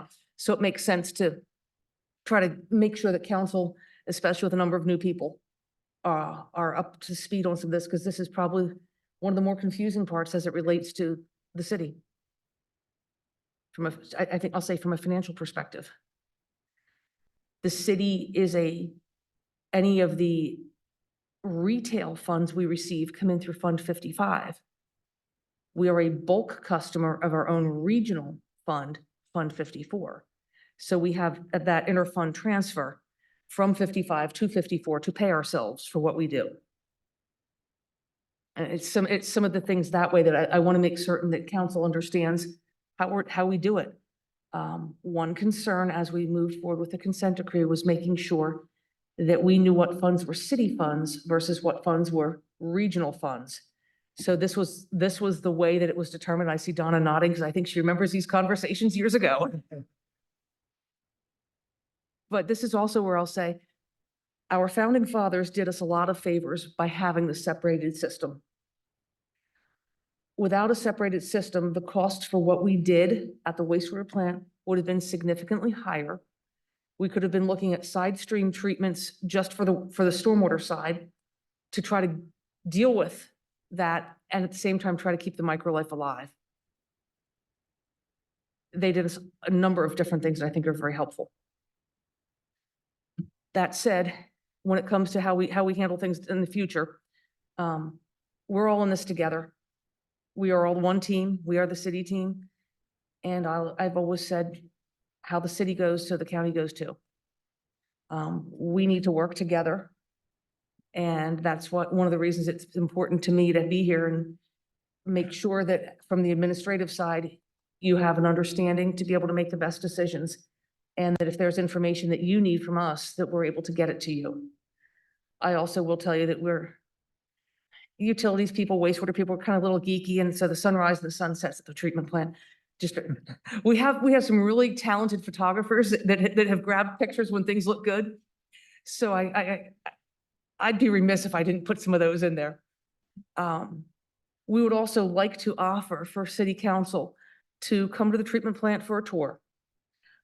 We'd like to be able to show you what there is. I mean, I can show you pieces of equipment in a solids building, but it's really hard, even when to try to fathom the size of tanks, to just there's so many nuances, even to understand just the distance, the level of expertise. We have, I believe our number is still at 22 certified operators, and Bill probably shoot me if I get that wrong, but I think we're still at 22 with 2 or 3 that don't yet have, based on their experience, the level of certification required for the plant. When I started the city, I can tell you it was single digits for the number of certified operators that we had. Not everybody was making decisions about how the plant operated was certified. We have a few people in our laboratory that are not required to be certified, but are. We also have something that didn't exist years ago, is we have a PADEP accredited wastewater laboratory, environmental laboratory. We do the routine testing, the bulk of the testing we do in-house. Goofy things, I will give a shout out to the team. in that they have determined a way to have one sampler versus two at the final effluent, have worked with contractors and consultants to be able to combine the flows and do all sorts of, I'll say, the technology stuff behind it to get it so that it samples automatically like that. It saves a few $1,000s per month just in the sampling we send out. And viewing that we do most of our sampling in-house, it's a big savings that way. I'll just say it's a great group of people to work with. It's the best that's been in the time I've been with the city. So I think it says a lot. I'm looking at Donna going, I started here at the end of 2001. So that said, again, I'm Deb Hoag, Utilities Manager. Kyle Zieber is here. Bill Riley is on the phone, is online, and I believe Tim is as well still. So that's your Public Works team. And like I said, we'll give you a tour. We've Yeah. done it before for council members. It's actually pretty interesting. It's a lot of walking. It is. So we might not want to do it in days like this and maybe wait till we get a cool stretch or maybe do it in the fall, but it's really pretty cool to see. It's really important Yeah, to, yep. to go through it. And I mean, we appreciate the presentation, but until you actually walk through The size of and it really is- get yeah. the impression, it's really stunning. Should we put the size in perspective? The fire truck that has the driver in the back, they practice their training down at the treatment plant for the initially learning to drive, but they've now set up a course that they're using for people to learn how to drive down there. There's enough roadway that way. Questions? Questions? Go ahead, Raphael. First of all, thank you for the presentation. I like it. Is there any way we can get a copy of this presentation? I have several questions. Copy of this presentation, is there any way we can get it? Sure. Good. What do you do with the solids after the water is treated?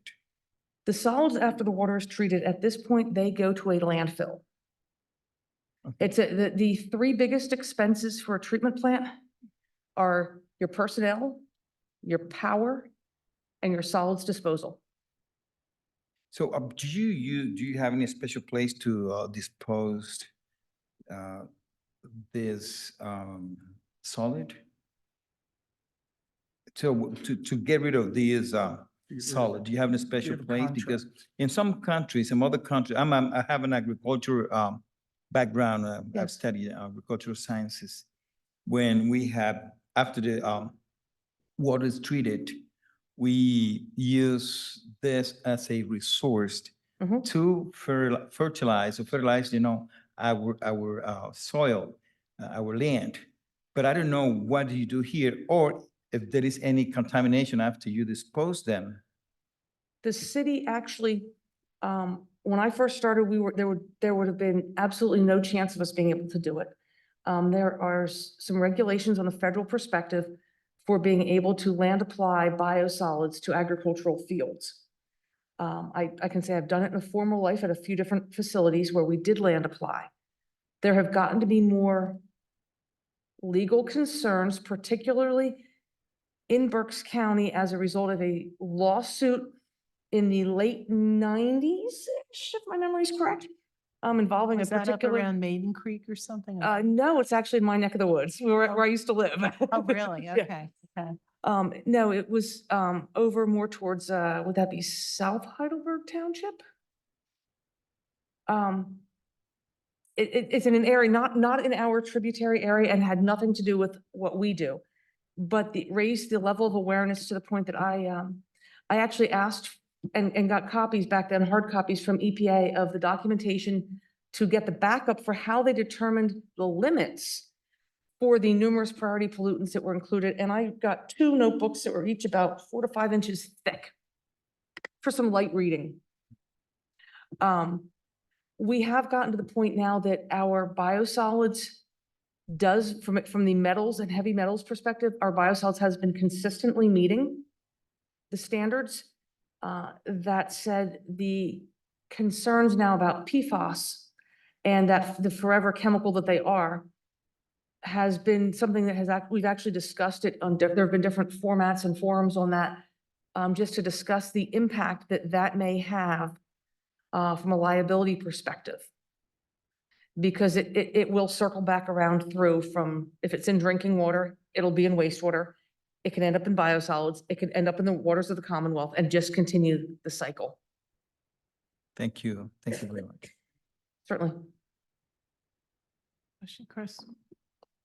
Thank you for the presentation. I think you actually presented right after I was appointed to council, and the offer of the tour was also given Mhm. then, and which I took up and toured with Counselor Ventura and Counselor Goodman Hintersetts. Yes. And it was really fascinating because I think for a lot of people, you sort of have this concept, but not really of where wastewater, how it's like the department that nobody really wants to talk about, but it's so important.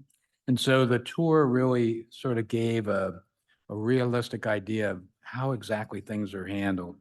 And the other comment I wanted to make too is that the people that were at the plant were so, you could tell they took a lot of pride in their work, and the place was immaculate. From what I first saw when I toured the facility before I ever took a job with the city.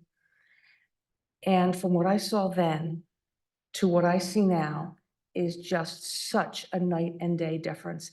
And you're correct, it does. It goes right back to the staff. The desire to learn more, taking pride in what they're doing, just being detail oriented. At one time, you wouldn't see people moving around in the plant. It was almost like you had these workers, but where are they? And now just the open communication, it's a team I'm proud to be part of. It really is. We have been very blessed. But you're correct. Nobody wants to talk about it. People want to go to the tap, turn, water comes on, you go to the toilet, flush, it goes away. No questions asked on either end.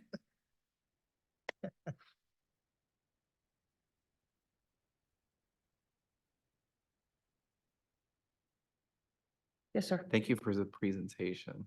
I Anytime. did enjoy it, and I'm looking forward to doing a tour. So the water then, the one that's treated goes back into the Schuylkill River. Mhm. Are there communities that utilize that water Yes. then? Downstream, yeah. Downstream users, we are the largest wastewater treatment plant discharging in the Schuylkill River before one of the 3 Philadelphia Water Department facilities takes out of the Schuylkill River.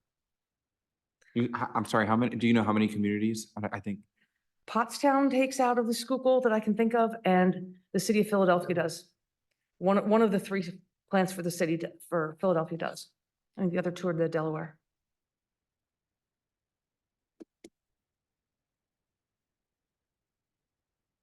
that's all. Thank you. Sure.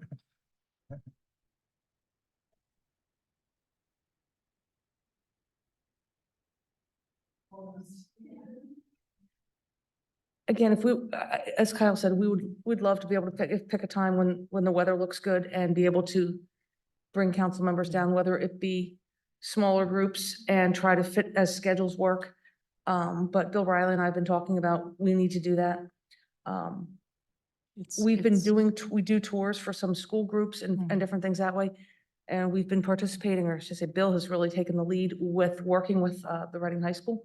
Great. We've been blessed.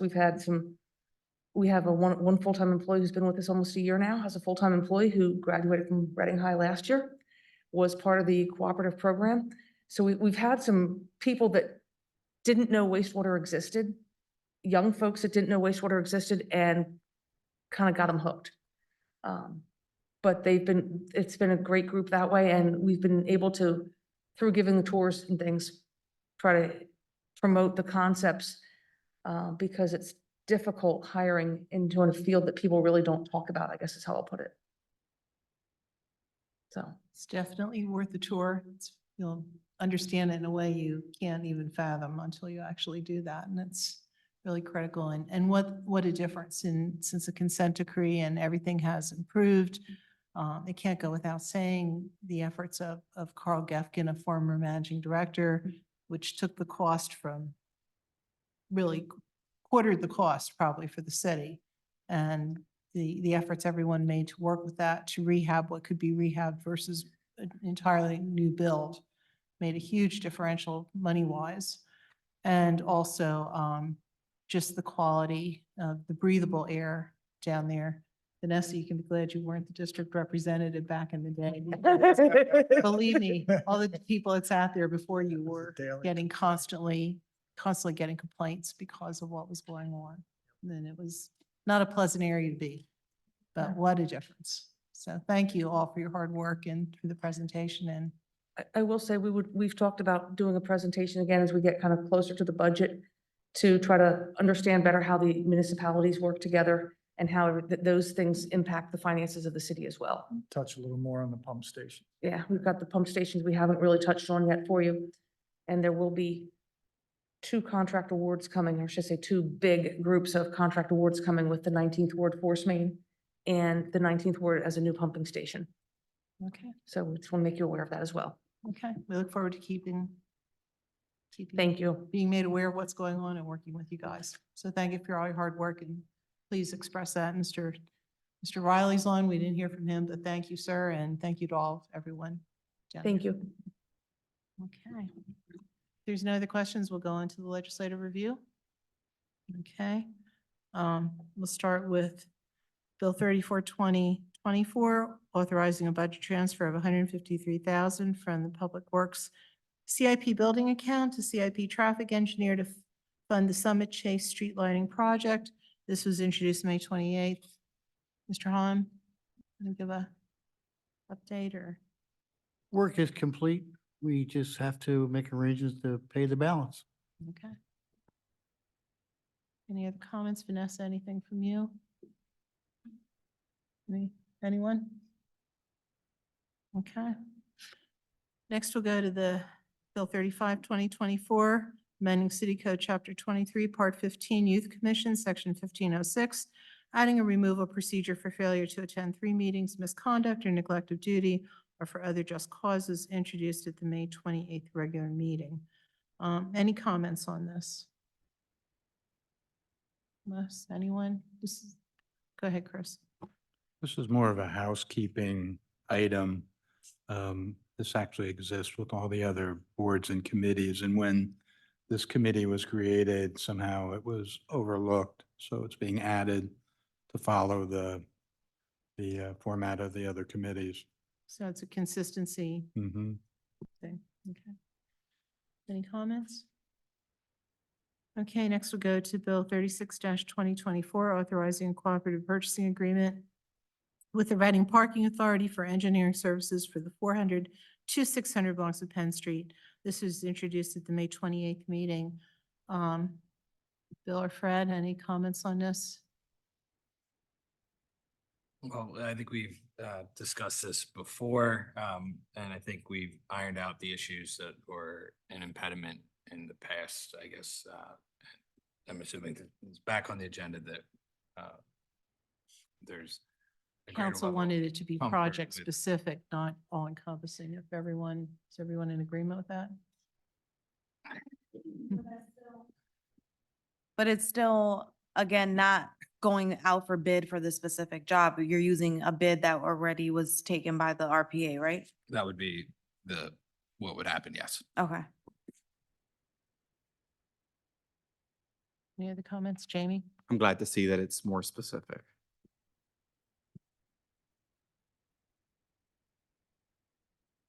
Anyone else? Okay. Do you want to? From my perspective, it's still not a fair process if it's not going out for bid again. We requested it be rebid Uh, by amending this. Well, that, we could always do that.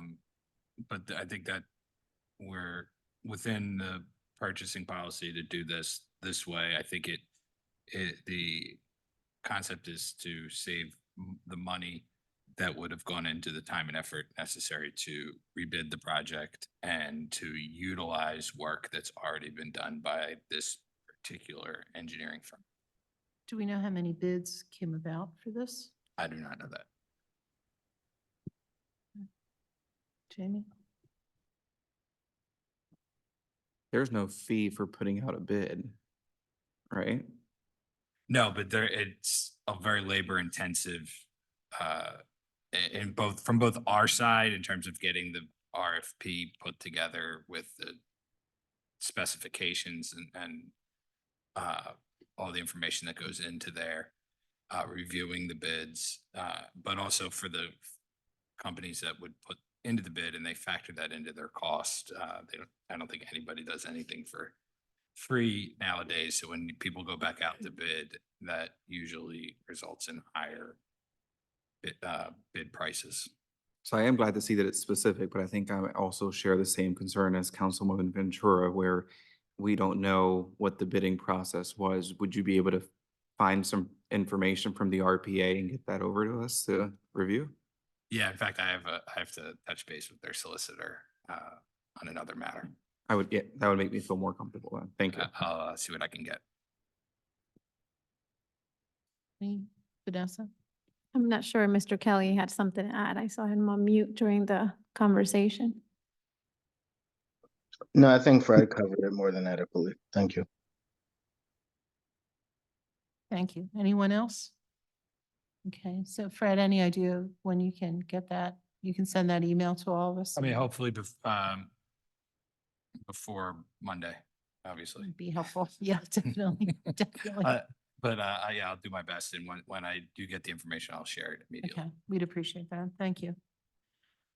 Okay, next is Bill 37, 2024, amending the Personnel Code to increase the salary range of the traffic engineer to no more than $75,000 to no more than $95,000. Who would like to address this? I can do that.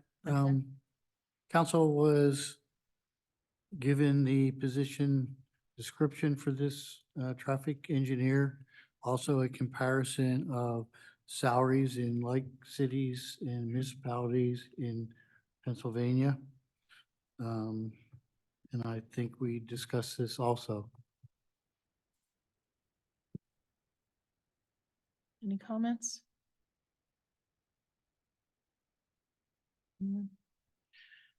Okay, next we'll go to Bill 38, 2024, amending the position ordinance to set the salary hourly rate for the Public Works, Public Outreach, and Education Coordinator, $36,400. This represents an increase of $10 in the current hourly rate.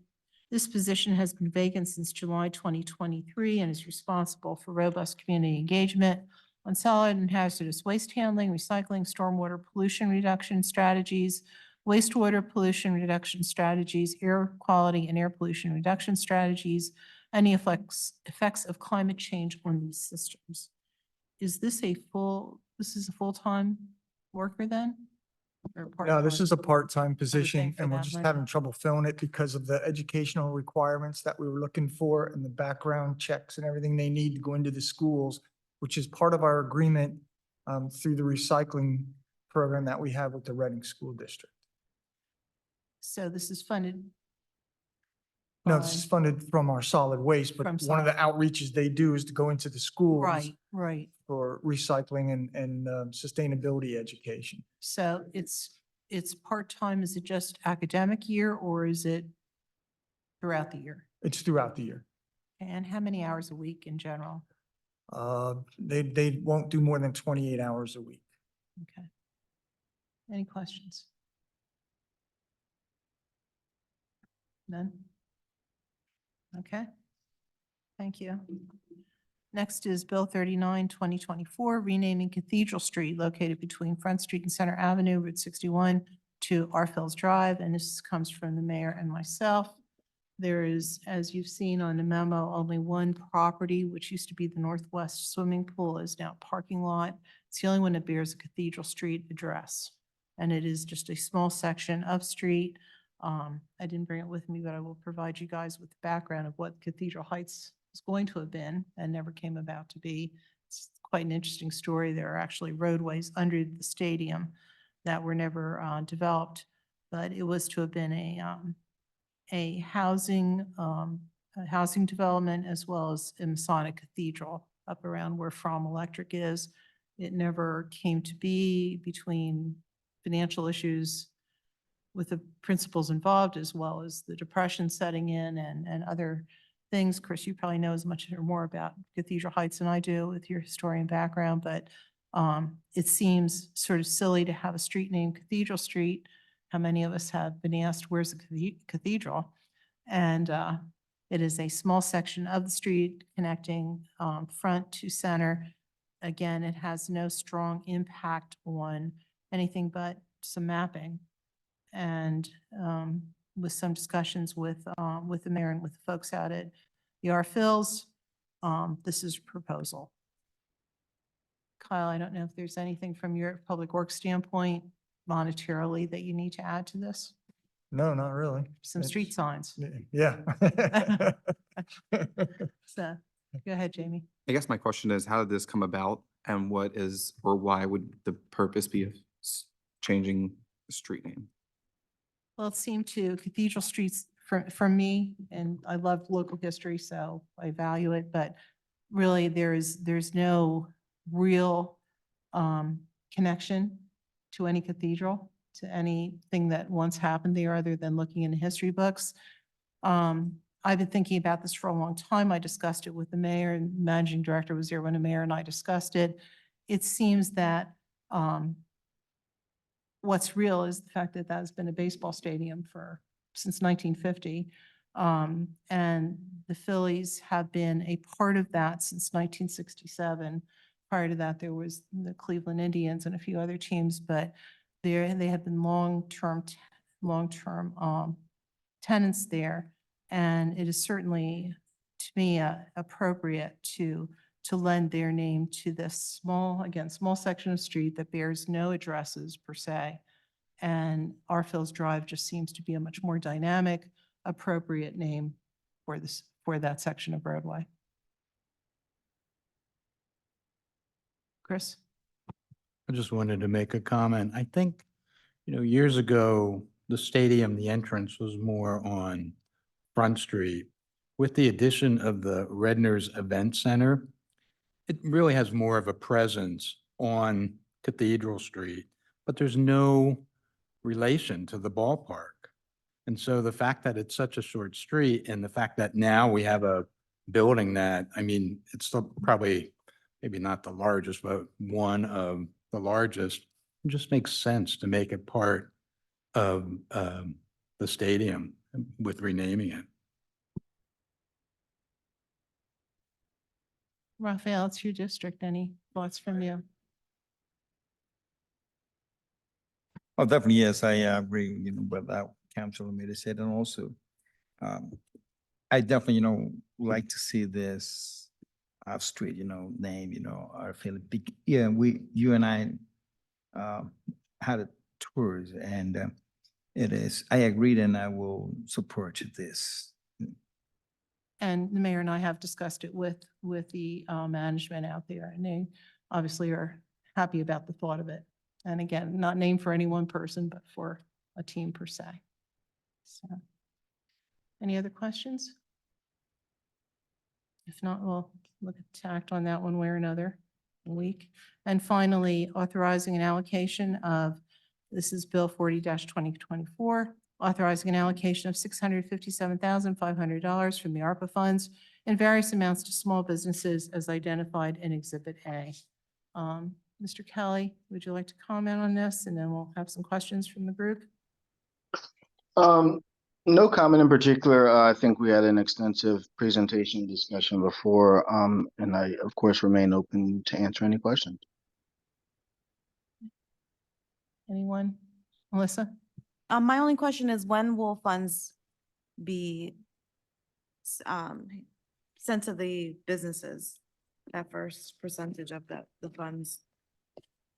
We're going to set up a webinar, same as we did before, explain all of the paperwork required, documents that need to be submitted, reports, pictures, etc., updated vendor quotes. Ideally, I believe we may be able to have checks out the first week of July. Thank you. Any other questions? Jamie, Wes? Anyone? Is there a reason why there was a high rate of denials? I'm sorry. A high rate of denials? Did you hear that, Mr. Kelly?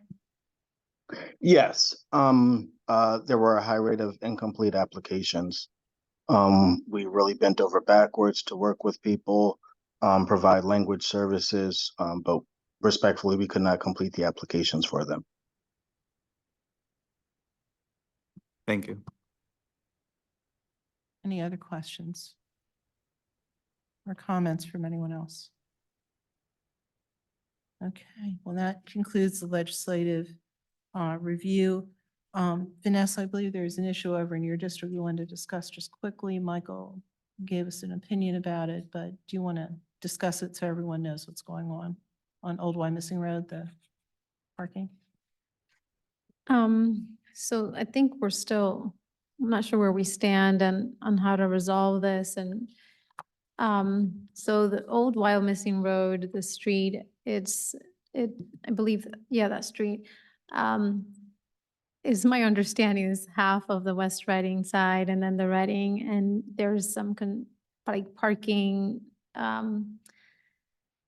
issues that the residents were complaining about in terms of the events that are going on with the basketball and the sports there. But more specifically, there's these parking areas that are being created as we speak. And the residents were concerned that they weren't notified.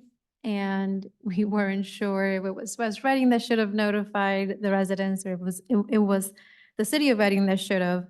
So they're concerned because of the notification and then the spaces, and then there's issues going on in terms of the parking and going over to their side and blocking their driveway. So there's a lot of concerns put together that's been coming forth to council. Okay. Mr. Heim, can you address any of this, or Kyle? I understand, we had a quick discussion. Actually, the pickleball courts, which I had assumed were West Reading, are actually city-owned. So that side of, even though it's a West Reading playground, there's a line where it's city property, which I just realized today. I didn't know that. I thought the street was half and half. And I believe West Reading has paid for the line painting and everything. But I guess the question is how it was authorized, and again, with the neighbors sort of being surprised by the whole thing and coming to Vanessa to ask questions, how did this whole thing come about? Yeah. President Reed, if you don't mind, I could explain that. Okay. Yeah, and it started well over a year ago when West Reading Borough, approached Public Works with this idea of changing the parallel parking on the pickleball side of Old Wyomissing Road, which is a city street. In fact, the pickleball courts and the basketball courts is all in the city of Reading. The creek is the dividing line. That's where the city line is. But it's owned by West Reading Borough. So the West Reading Borough owns the pickleball and the basketball courts. And they've been having a problem with parking because, as you know, pickleball has become very popular. And they knew that they actually got complaints from the local neighborhood that spaces were being taken on the side streets, not just that side of the street, but also the side streets where they like to park. And so West Reading Borough presented to Public Works through their borough manager, Dean Murray, this idea of including angled parking, which would add about 6 or 8 spaces, which is 6 or 8 more spaces, and 6 or 8 more spaces that wouldn't impinge on the other neighbors. So this went through. It was prepared by West Reading. They presented it to me and to Public Works. We reviewed it. It looked good. I approved it. It was signed and sealed by their engineer, their consultant. It's one of others that we have similarly approved in the city. And I think it's going to be overall a good idea. I was not aware until today that anyone even had a problem with it. My understanding is from West Reading Borough that it was presented to the neighbors and they were in favor of it, adding this additional spaces, which helps, give them some relief in their parking on their side of the street. So it's a little bit surprising. I'd like to know, who is there more than one? I got one phone call today. I don't know. Are there others? And what exactly is the problem? I don't know. And if there is a problem, then it probably should go through West Reading Borough. We're just approving it because it's a city street and they wanted more parking. And we're all about adding more parking to our city streets. where it's safe and possible. Vanessa, look, could you, if it's okay with the managing director, how about Vanessa speaks with Tim directly tomorrow and gets more information? Everyone cool with that?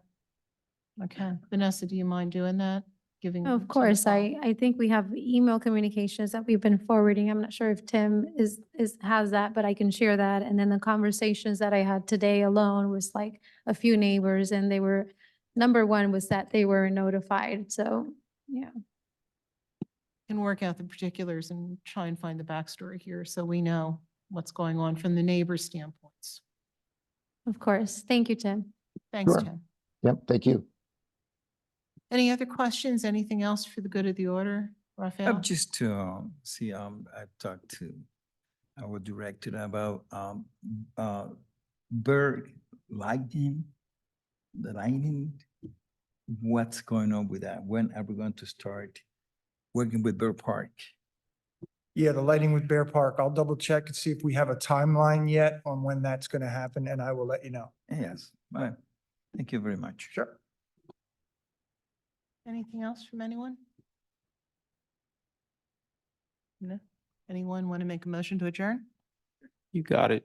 Okay. Thank you, everyone. Have a good evening. Enjoy the beautiful and warm up weather.